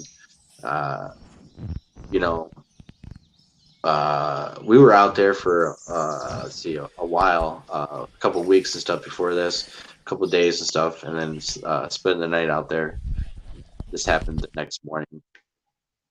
It was pretty interesting and stuff. So yeah, I don't think that's a black bear track at all, and not a cat track. pretty good size weight to push down in that, even though it's pretty muddy and soft substrate. Still a lot of weight and just, I mean, width and density just to push everything up like that. That's pretty cool. So we'll take a look at the smaller track. That was in a completely different area, made by a smaller individual, if it is a Sasquatch. So, what's your take on this one, Patrick?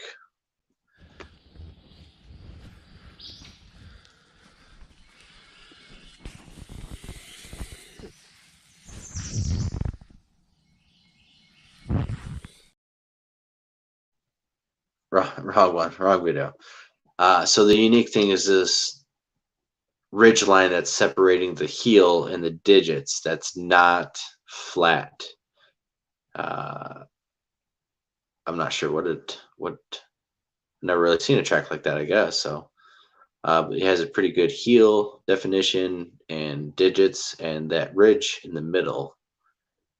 So this track is small. This is only 4.5, 5 inches in length. It wasn't that big. But that ridge line in the middle is the thing that got me kind of perplexed, I guess.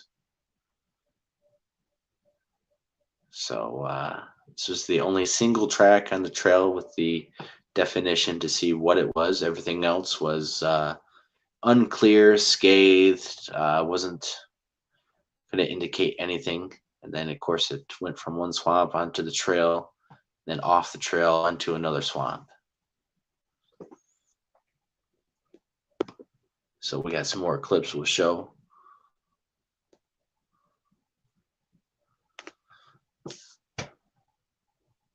And again, that ridge line separating that heel and the digits of either the palm of a hand, or I don't think it's a foot. I think it's a knuckle print, or a palm print, knuckle print, and curled over that ridge line like this. It's just hard. It's like this is all flat on the bottom, and then it's this ridge line through here, and then knuckles and stuff. But humans can't bend it enough to make this flat, have this ridge in there. So we'll show these other clips.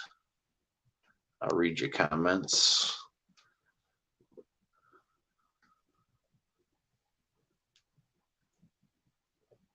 Yeah. So yeah, very odd, I think. So I'm just looking for different opinions. I'm trying to, figure out what this is, trying to get to the bottom of it. I personally am leaning towards Sasquatches on both these different tracks. Again, you can see the digits right now, and doesn't appear to be claws from a bear. Doesn't look like a normal cat track at all. I know cats have retractable claws. Cougars they do. Bobcats and stuff too. So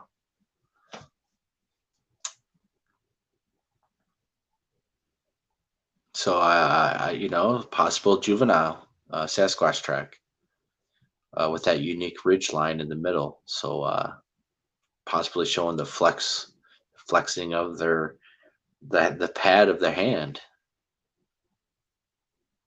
If that's what it is, I just want to find out what it is, because I want to learn from it. I want to make sure next time I find this track, if it's a normal animal track, I want to be able to distinctively tell and identify it every time I'm out there and see this track. So I got to get to the bottom of it, whether it's a Sasquatch or it's a normal animal, because it's pretty unique track. And if it is a normal animal track, you don't see it that often.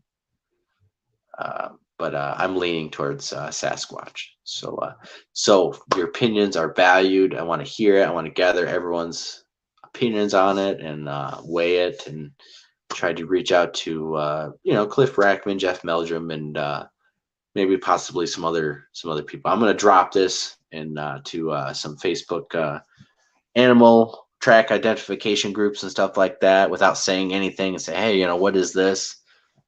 Get their reactions and stuff. I expect, that's probably going to be, they're going to try to jot it down as bear stuff, but hopefully I expect some of them to be, kind of perplexed and stuff, or maybe to provide other pictures and stuff showing the exact same track. That would actually be so much helpful, verifying what it is instantly. So I'll be reaching out and doing some different avenues on it. So,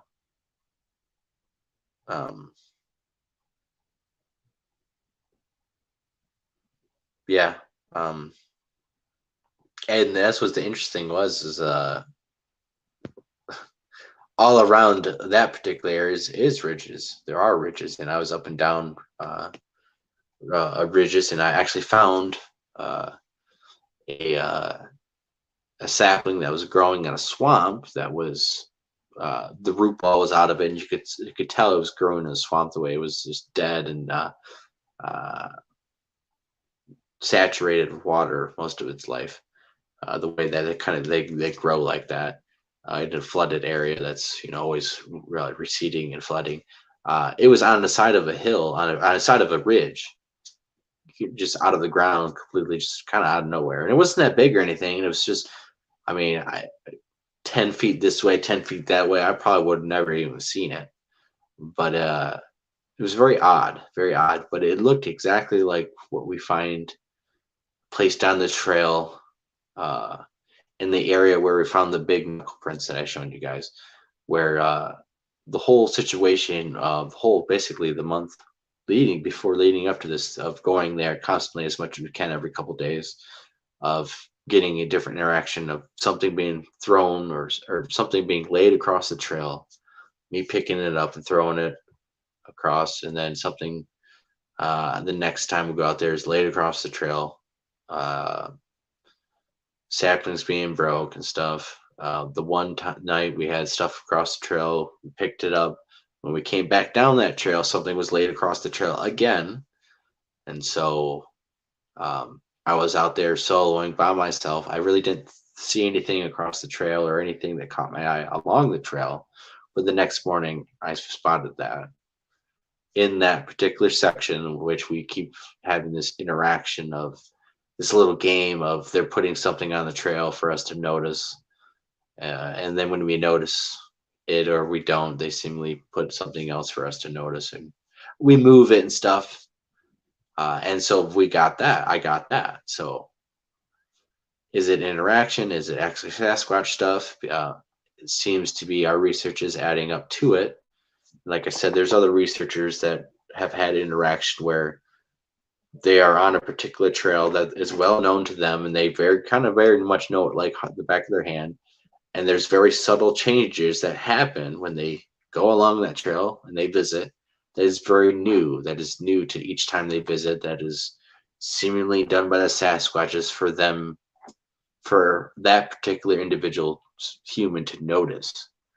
For whatever reason, I have no idea. Is it a game? Is it a probing of our situational intelligence? I have no idea. But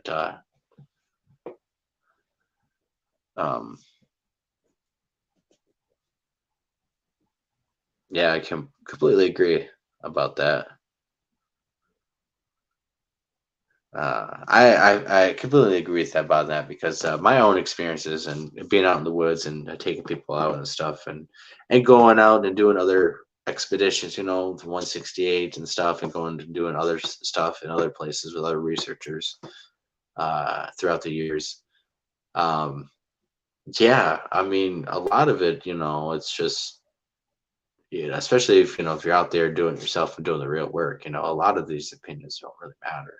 But there's some opinions and stuff that I would value a little bit more than others, and even though they really don't matter and stuff, like Cliff and Jeff's opinions, technically wouldn't really matter and stuff.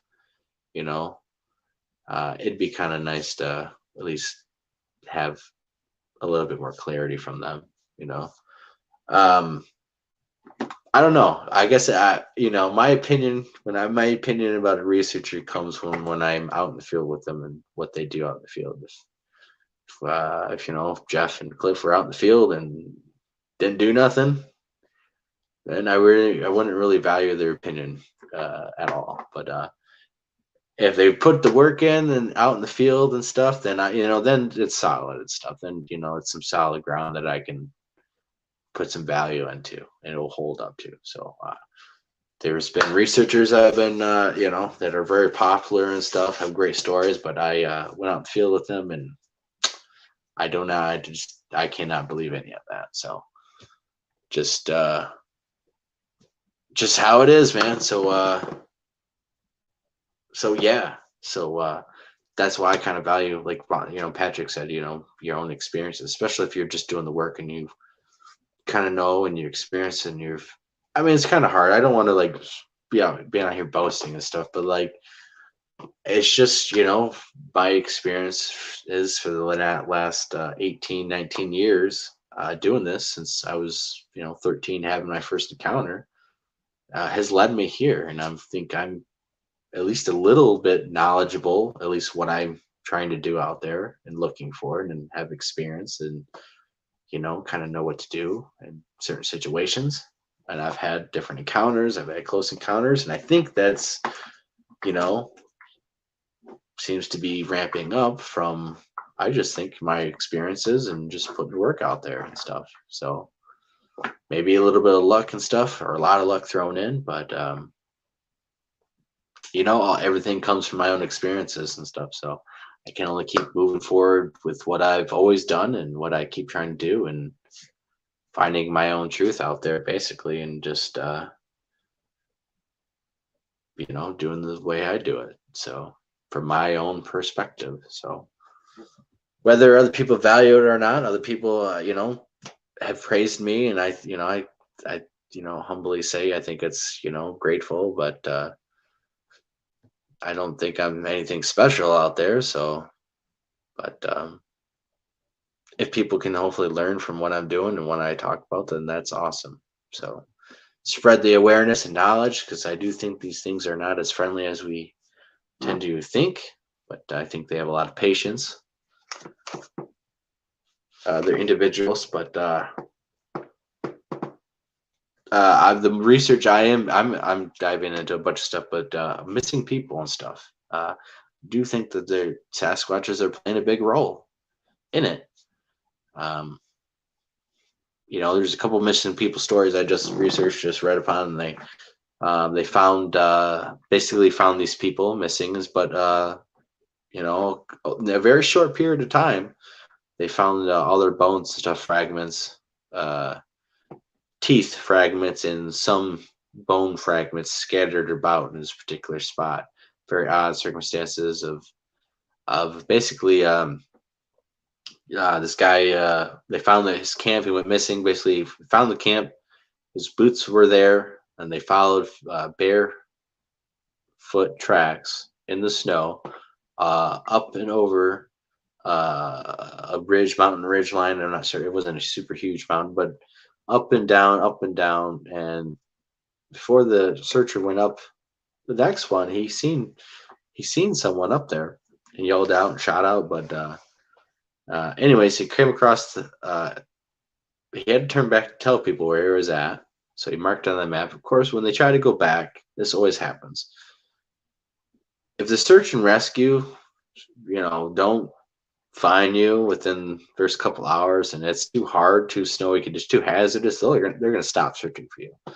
Usually the snow or something covers up the tracks and they just can't find the person. But they ended up finding, I think after a year, not that long, finding his some teeth fragments and some bone fragments scattered about, and that was it. That's not a lot. If Sasquatches take people and are eating people in some circumstances, I think there's a variety of circumstances of why a Sasquatch would actually kidnap people. Eating a person is one of several reasons. A female might like fancy. Yeah, female Bigfoot might fancy Patrick which is kind of what happened to him a little bit, female interaction. Might fancy Patrick and might want to take him back to take him back to where she lives. In that case, it would be nothing aggressively dangerous. She's not trying to eat Patrick, but she did kidnap Patrick because she liked Patrick. Patrick would go missing. Maybe Patrick would spend the rest of his life in the cave. But again, that's another reason why people can possibly go missing. Male Sasquatches like females. We kind of hear about that and kind of see how it's more plausible and that how that happens. And so sometimes people go missing for different reasons, but Sasquatches, from Native American accounts and stuff, and from what witnesses and different researchers have gathered, are voracious eaters, have a very big appetite, but eat everything. They eat the bones and crush up and mash up the bones, and will eat the bones themselves. So there's really nothing left, especially of humans. And humans don't have as dense of bones as other animals do. We have very soft, tasty skin, very soft, easy to chew on, break bones compared to deer, elk, moose, any other big game animal on the planet, honestly. But teeth are very strong. Teeth are straight up, made of calcium and are not easily digestible and all that. And so finding teeth fragments there as one of the only things remaining, to me, I think is pointing to Sasquatch possibly killed this person. Because that would be one of the only things that would be remaining, because these powerful jaws that they have, they're able to crush and chew bone and eat the marrow. I mean, literally, they eat almost everything, so it's just the facts, people. I'm not saying they're all bloodthirsty for humans, but not all bears are bloodthirsty for humans. But you know what? Sometimes bears will eat humans. Sometimes an old bear with broken teeth and just can't catch the deer, will go after people. It's a lot easier to go after a person, which a lot easier to chew with your broken teeth and all that. So it happens. You can have a rogue individual. You can have, who knows, a number of varieties of why Sasquatch might actually attack a person. We do actually have reports of them getting aggressive when you get too close to their family members, too close to their babies, or territorial displays, or a bunch of things that a lot of people are not aware of. A lot of reports of the 1950s, early 1900s. There's a lot of aggressive Bigfoot reports. There's a lot of missing people. There's a lot of farmers being found with their heads popped off and their guns being broken or bent in newspapers. There's a lot of stories of that, actually. You could find that everywhere. You can find these stories here in Michigan. You find stories of two farmers being picked up like you would big pig underneath the gut by a Sasquatch, and the third man scared it off with, I think, a gunshot or something, and he dropped the two people. So there are actual reports, early reports of the 1900s of aggressive Sasquatch attacks on people, and harassment on farms, and vandalism on farms that you can actually find, or wild man sightings and stuff like that too. They used to call them different names, wild man, and even hermits and stuff is another thing. Hairy hermits, or an old man hermit and stuff is what they would say too, because it would be a hairy man with a big old beard that would be running amok on the community, or the farmers and stuff. So those key phrases will pop up in old newspapers of these Sasquatches, wild man, destroying cattle, killing a bunch of chickens, destroying machinery, looking windows, harassing people, attacking people. farmers being found with no heads, farmers being missing, dogs being attacked, and some of these encounters, it looks like the farmers try to defend themselves, and the farmer is dead, and the gun is bent or broken in half, or completely missing and shattered in pieces, and uh, these are stories and stuff that are in newspaper archived in local papers and stuff. You know, that maybe not didn't get outside of that particular town really, but you can find through online archives, or if you can go through those local libraries and go back and actually look at these things. And there are people doing that right now because that's how we keep finding them, and they keep getting added to different databases and stuff. So this is not make believe someone is making up the stories in modern time. This is stuff that's been archived for, in some cases, 100 years now. You know, it's already 2022. Some of these cases are 100 years been archived in these papers and digitized for decades now, archived for over 100 years. So say what you will about no evidence of Sasquatch, but there clearly is through historical reports, my own research and findings that I'm showing you guys today, of every other researcher out there trying to show you guys stuff. There is plenty of evidence to be found. It's just the ignorance of the average people to look at it. So that's the struggle. That is definitely the struggle that we face, and that is why it's hard for us small researchers to even to present this evidence to you guys. You know, when I make this YouTube video on this stuff, you know, it'll probably get some hits and stuff, but it's not going to go viral or anything like this stupid skull did of fake evidence. You know, I think every, you know, interesting, awesome Bigfoot track should pretty much get as much spotlight as that did in our own community, at least. You know, if the Bigfoot community there itself should be looking at every single track and then stuff like that when it comes out. Discuss it, see what it is, try to find more pictures, compare it, stuff like that. I think a lot of researchers whose evidence is not known about. There's a lot of researchers that have never been heard about. Their evidence is great, but no one has ever seen it.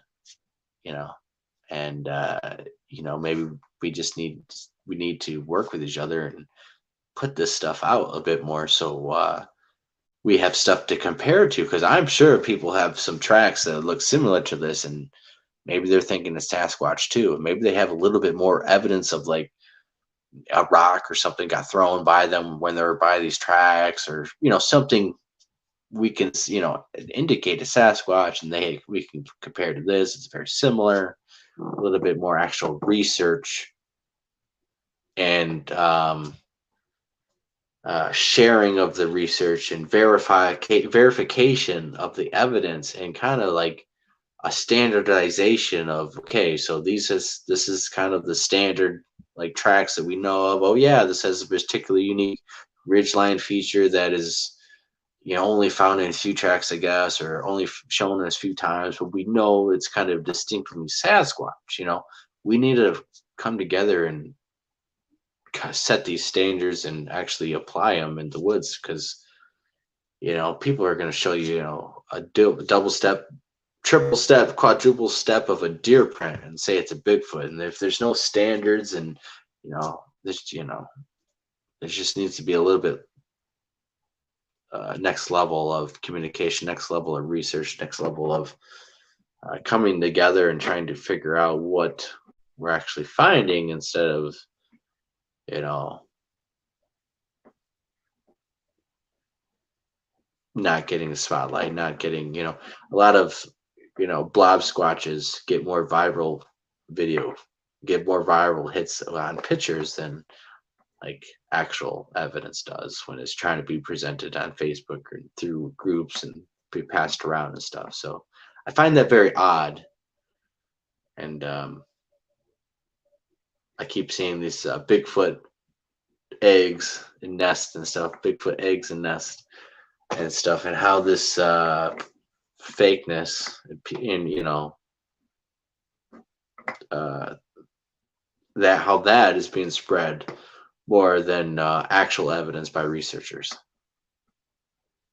And there's a particular group that has made cutouts and took pictures and trail cams and videos of these fake Bigfoots in these eggs, these giant eggs and these nests, and they're like Bigfoot lays eggs and stuff now, right? And they're trolling people who believe in this. That's what they're doing. They're pretty well known groups. The troll group, the critical troll group on Facebook and all that. Over in Bluff Creek, and they really don't seem to have much time on their hands to do anything else other than to do that because, well, let's face it, I've seen them put more effort into this to staging these shots and these video clips of these Bigfoot cutouts and these eggs and these nests. I've seen more. I've seen them do more of that than any evidence of Bigfoot they've done for the last 10 years. Besides camping at the Patterson film site every year, what else are you guys doing? You guys put more effort into making Bigfoot eggs and putting them out there and taking trail cam pictures of it than anything else I've seen. And discovering almost extinct pine marten species out there. That's the only thing you've done.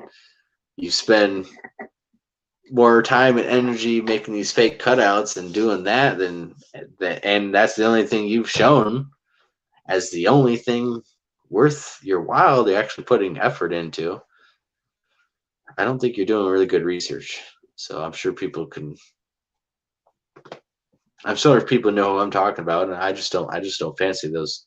I mean, not all of them who are in that particular group, but definitely one particular troll. Just don't fancy anything he does, anything that comes out of his mouth, because he's a drama queen. But that group and stuff, there's nothing that's coming about. Nothing but them bashing on everyone else. But honestly, this is the only thing that's come out of that group for like 10 years. So, I don't know what's after 20 years of having 100 trail cams in an area and you don't ever get nothing. And that's literally your only strategy for the next 20 years to do. And I don't get it.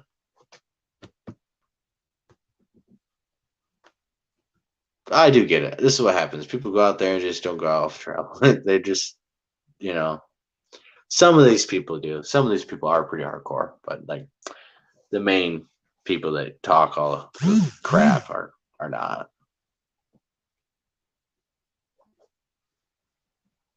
So, yeah. So I think I'm probably gonna get off about now. It's been 2 hours and 13 minutes, so not too bad of a show, I think it was a good show so far, and you guys have seen all the evidence of the tracks. What I want to talk about, we talked a little bit about the gorilla scandal, which was pathetic. A little bit about this Bigfoot nesting eggs, which people actually are thinking are real, and that comes from a few different woo people finding these nests, and I think some people who like read the Miller document, right? If you guys have not read that, just look up the Miller document talking about Bigfoots.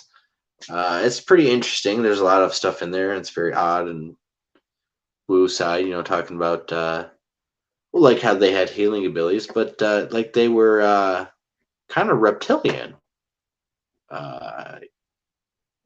So some people maybe got the idea like, oh, reptilian, in the report, that alluded to them being possibly like a reptilian type of creature like reptilians lay eggs and stuff like that. So like, but it jumped way up from there, and I just I think it's kind of funny. But the people who are spending more effort to make these cutouts and these eggs and show pictures of it, who are a legitimate research group, who I wouldn't say that's really hoaxing, but some people who are not smart and are very gullible are going to see these pictures and are going to be hoaxed. So I don't know. And again, they're showing more effort into those pictures and doing that than actually any research that they show, because they don't show any research that they do. So they don't. It's whatever. So got to bash on them because they're supposed to be doing a bunch of stuff, have been doing this stuff for years and years and years, but they can't even. They don't get nothing to show. They can't really even show you of them actually being off trail anywhere other than parked by their vehicle, camping out. So.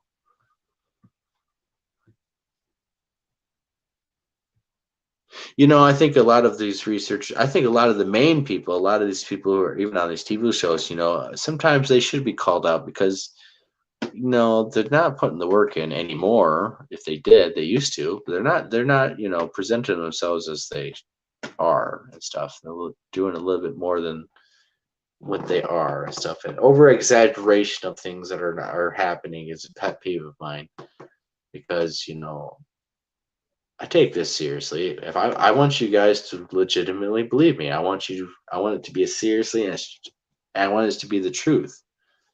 I don't want it to be exaggeration. It doesn't have to be exaggeration. It needs to be the truth of what happened, which is the real deal stuff. Real interaction, a real encounter. Doesn't need to be fluffed up. Doesn't need to be there should be no exaggeration. So that's type of hoaxing. It's lying and stuff. There doesn't need to be that. And it's a pet peeve of mine because there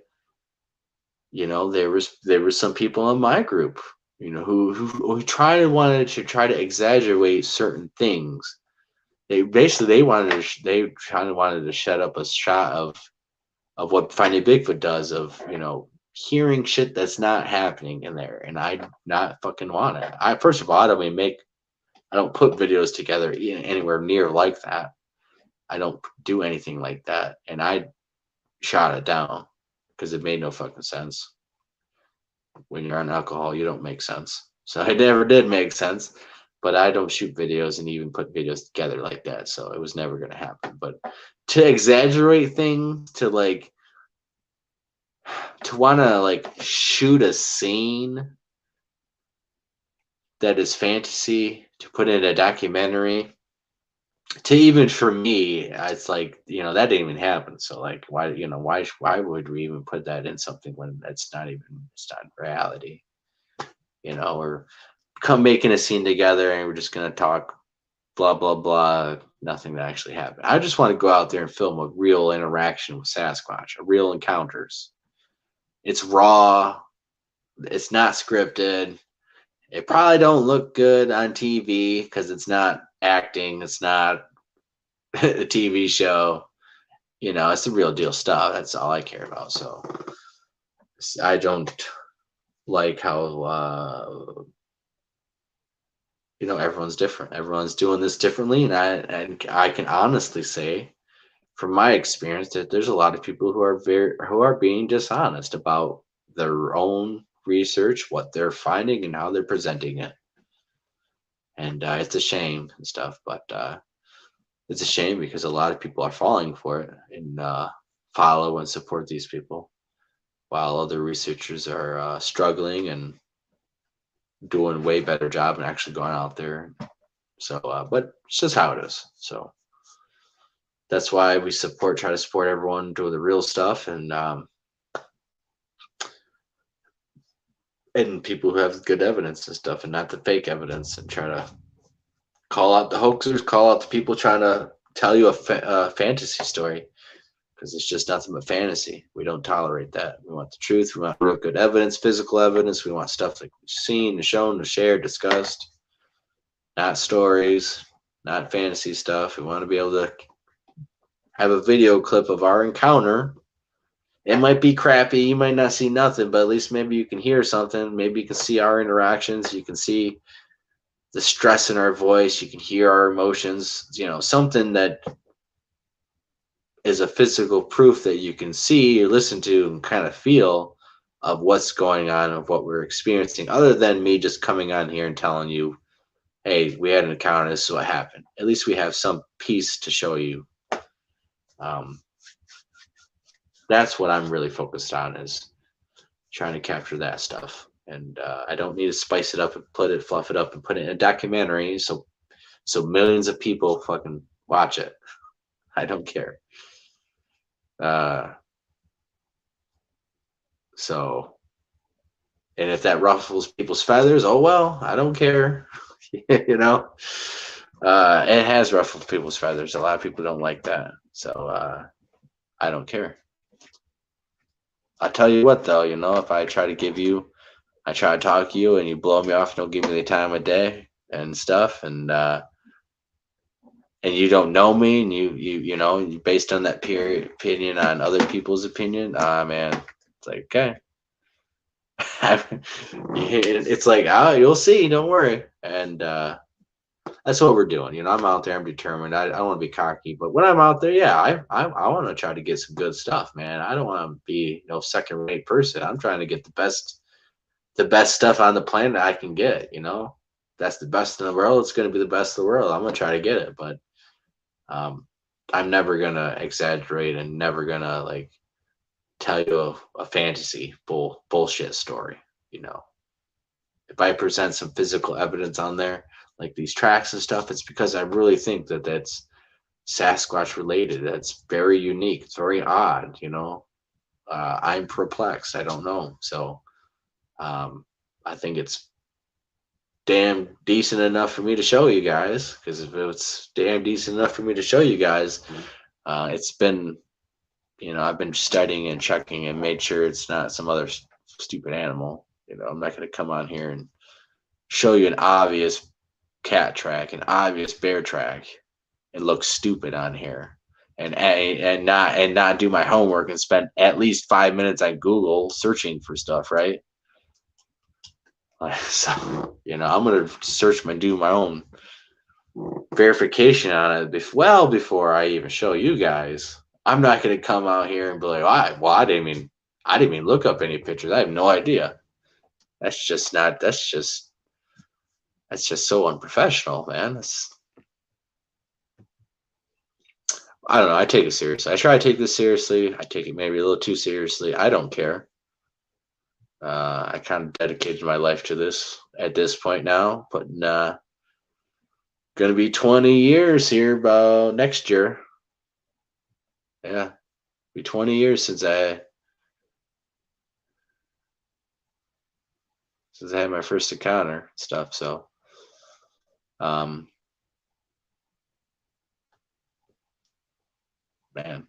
been a long time. I have been ridiculed a lot, especially in my younger time, as a teenager and stuff. First encounter at 13. Even my own family members didn't believe me until they finally had experiences, or I experienced enough stuff to convince them, or showed them evidence on the videos that we have now, or audio, or but yeah, man, it feels great. It feels great now finding these tracks and getting all these close call evidence, having that encounter with me and Jason. If you guys have not seen that, Jason Kenzie and Blake Deutscher's Bigfoot encounter. That is raw, uncut footage of our close encounter, and I'm telling you, and everything that I experienced, man, it just makes me so damn happy that what I'm doing and stuff, I know is true. I know it's right. Everyone who makes fun of me and has ever doubted me is just going to get a slap in the face when all this becomes true and real, or a slap in the face when they finally see something that I can show them that it's just you know, and it's just awesome going out there and experiencing this stuff and knowing, like, you know, that these things are real and that I'm, you know, I experience these things. You know, it's pretty awesome. Makes it worth it and stuff. Makes all this headaches and stuff worth it, and the stress and literally people calling you, you know, freaking stupid for wasting your time doing all this. You know, wasting your time where you could spend doing other stuff. You know, on Bigfoot and stuff. But you know, finding the evidence and experiencing that, you know, I don't give a fuck what the haters say. I don't give a fuck what the doubters say. You know, because I'm the one out there experiencing it. It's easy to talk and say, "Yeah, it don't happen," blah blah blah. Go out there with me. No one will go out there with me. No one wants to go swamp trekking. No one's gonna go out spending the night, get eaten by bugs, to have a Sasquatch encounter, to hear stuff. And when they do, they get all scared and freaked out. And they don't want to stay. So it's like, whatever, you know. So yeah, I'm passionate about this stuff, and I'm always going to be. I'm going to be doing this for, well, until I can't. So you got a lot of years. Got a lot of years. Next 20 plus years, easily. I'm going to be doing this, and I just can't wait to experience more, find more stuff, present more stuff, and travel, and honestly see where this all leads. So, but we got bigger stuff planned than that. We're not only going to be looking for Sasquatch. We look for other cryptids, but mostly Sasquatch and Bigfoot because it seems to be easier to encounter here in Michigan. But there's other things that I've experienced that we do look for. But we're going to be engaging in other things, looking into other things, and growing and stuff. So we appreciate all of you guys' support. You know, I keep getting asked, you know, where did you guys donate to? You know, I don't really care about money donations at all. You know, if you guys want to, you guys can donate through the YouTube. I can set up memberships, super chat, stuff like that. If you guys want to do it that way, you guys can. I have a Facebook page, the Lost Cryptids Conservatory. You can find me on there. You can message me. You can find me, message me, Blake Deutscher, on Facebook. You can donate through Facebook Messenger. You can donate through YouTube. There's a Patreon.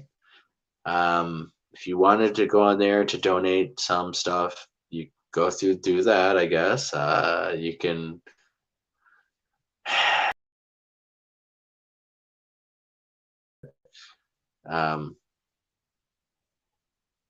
It keeps some people keep wanting to do stuff, so you know, I appreciate that. You know, it'd be nice to get some equipment, I guess, but I'm not trying to make money off you guys.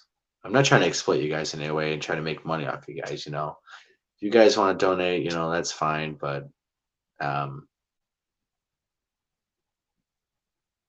don't know. I just, you know, I don't like handouts. I don't like getting handouts. Don't like asking for help for handouts or anything. So yeah, but there are people who seem to be very supportive, and I just humbly can't say thank you enough. And I just, you know, kind of perplexed about it because, you know, as a kid doing this, I never thought, you know, people would want to actually give you money to go looking for Sasquatch. You know, that just is, you know, something that is crazy. As it, you know, I never thought that I would reach a point in my life where I was looking for Sasquatch and people would want to do that.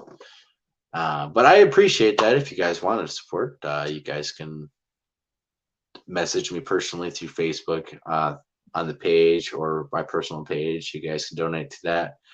Some people don't like YouTube taking money away from the donation, and that's why they're asking for other avenues, bugging me about getting these other stuff set up. But I don't, you know, it's not about handouts and charity cases and all that. So we don't do that.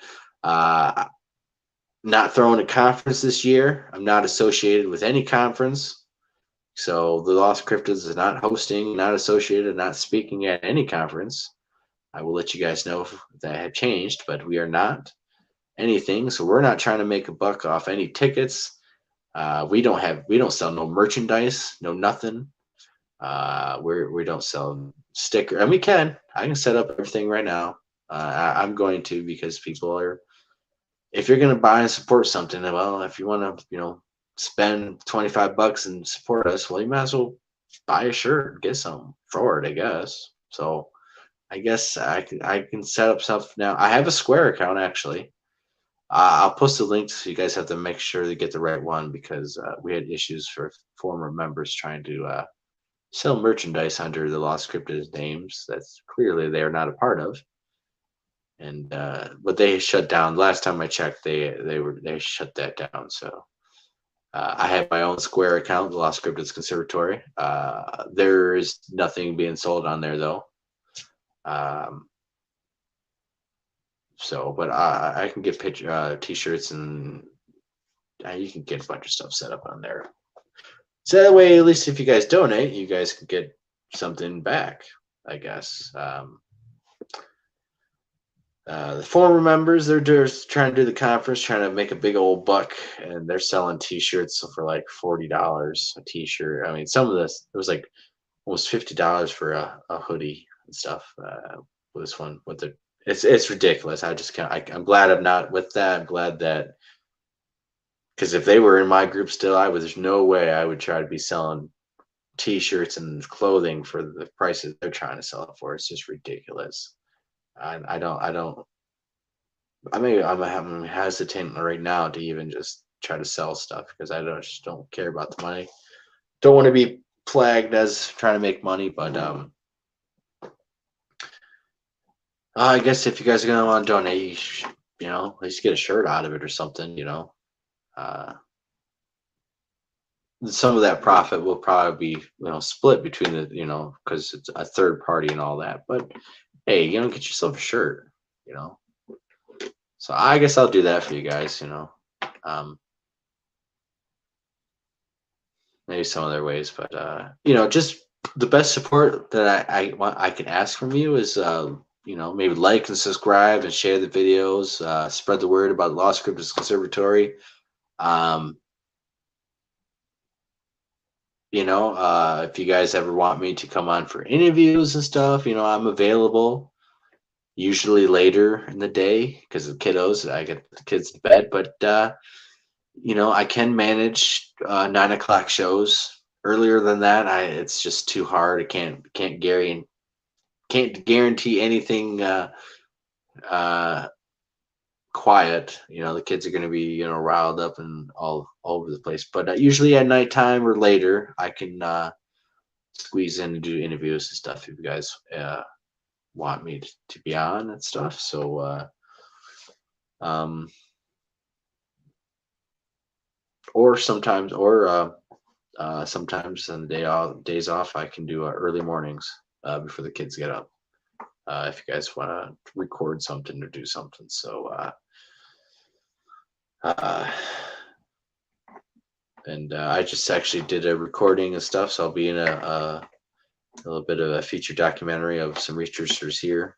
I'll post the videos and stuff like that when they come out, and they'll be checking out an area that I research heavily, so hopefully they get some interaction. But so yeah, so go to the Facebook page, Lost Cryptids Conservatory. Give us a like right there. Share our page. Join the Facebook group. Usually I post a bunch of random ancient lost technology, ancient lost history, mysterious things, all sorts of mysterious things and stuff that I find fascinating. Not just Bigfoot, but other subjects that is very unique stuff that is a mystery. It's not only it's everything seems to be this lost knowledge of history, this lost heritage that we have, lost cultures, lost civilizations, lost treasures, technology, lost cryptids, and you know, it seems like humans have amnesia. So I share a lot of kind of more of that kind of stuff on there, and but it's a big group, growing, pretty big group. I'm very satisfied with it, and uh, yeah. So if there's nothing else, I guess I'll look at the comments. I really haven't checked them out, but if there's no other questions or anything like that, we are going to shut it down.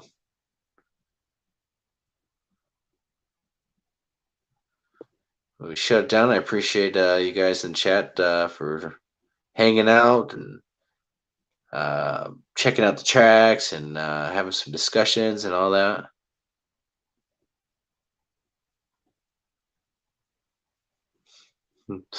But you guys you can email me also if you guys want to reach out at my personal email at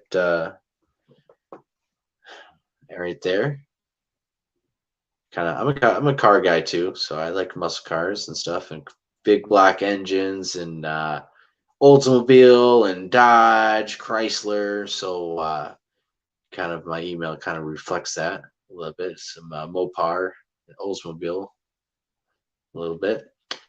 So we can talk about cars and stuff. Actually, we could get some people on here talk about old muscle cars and all that, and some engines and horsepower and some drag stories. That'd be pretty sweet and right up my alley too. So um, yeah, yeah. I used to buy and sell muscle car engines. Had a few of them over the years. Some pretty bad ones too. So yeah, I had one engine, a big black Oldsmobile. It was a 1962 Jetfire or Starfire, Jetfire. It was Starfire. It was a it was a it was a 396 big black rocket, and it was making 425 horsepower and stuff. It was a high octane motor, and from the 1960s too, and it had some work done to it and stuff. So it was pretty a powerful motor stuff, but it was heavy, massive, and it broke off the engine stand. Broke the bolts completely off, broke, and almost got my leg. It's almost crippled me, I'm sure, but luckily got out of the way. But no damage to that motor or anything, so I was able to work on it. Damn, man, that thing was heavy beast. Well over 1,000 pounds.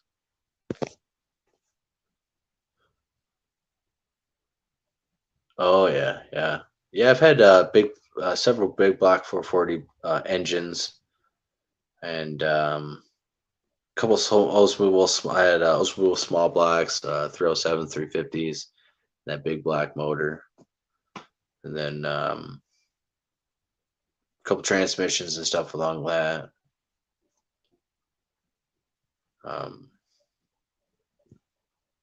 Oh, nice 327 police interceptor from a truck. Yeah, it's a great motor. Great platform. That's another thing is building. One of the things I wanted to do was build like a sand rail or dune buggy, off trail dune buggy, bigfooting with nice maybe a 350 or like a 327 or even like a 305, even a nice Chevy 305 or old 307. Something that you don't need too much power, something that's like a dune buggy off trails, but just something that can do enough. And small block Chevy, or even a small block Dodge, a 318, setting up doing something pretty fun stuff. So had a couple motors I should have done it with, but never got around to it. But maybe in the future we'll do that. Yeah.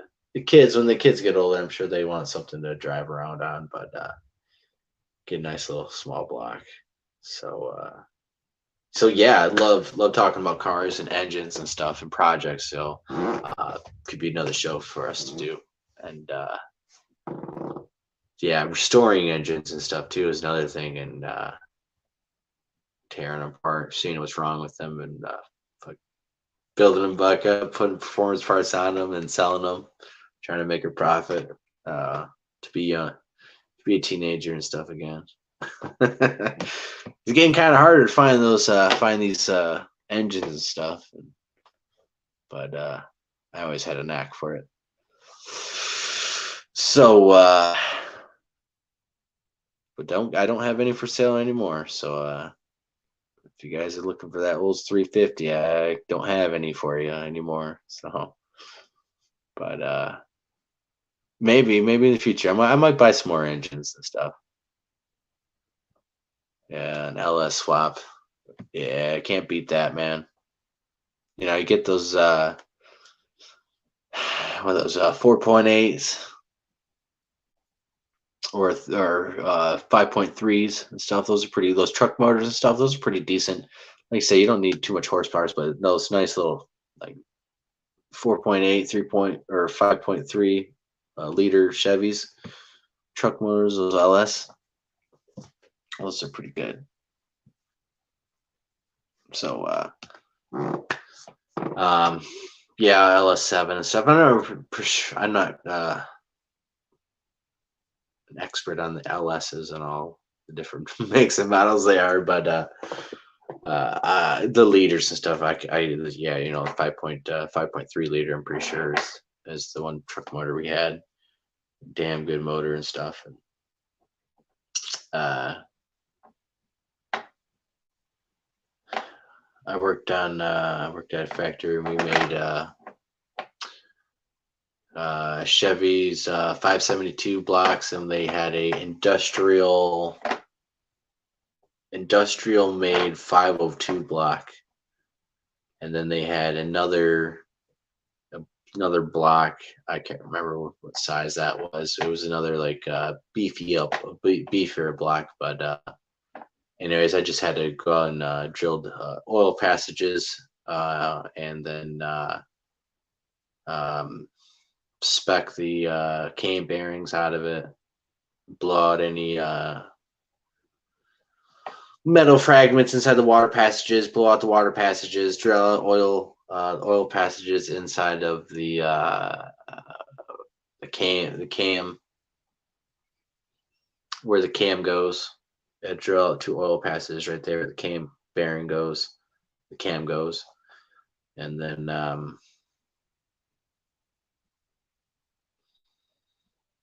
we had to torque. It was the heads down. It was the heads down. No.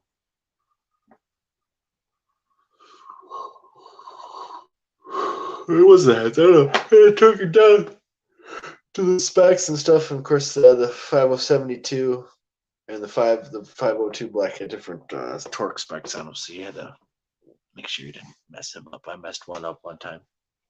I drilled the oil passage wrong, and there goes that bare minimum $2,500 block. I was like, oh, boss didn't care. It's like, it's all right. Like, oh, okay. But yeah, it was great. Loved working on engines and stuff. So that's sweet.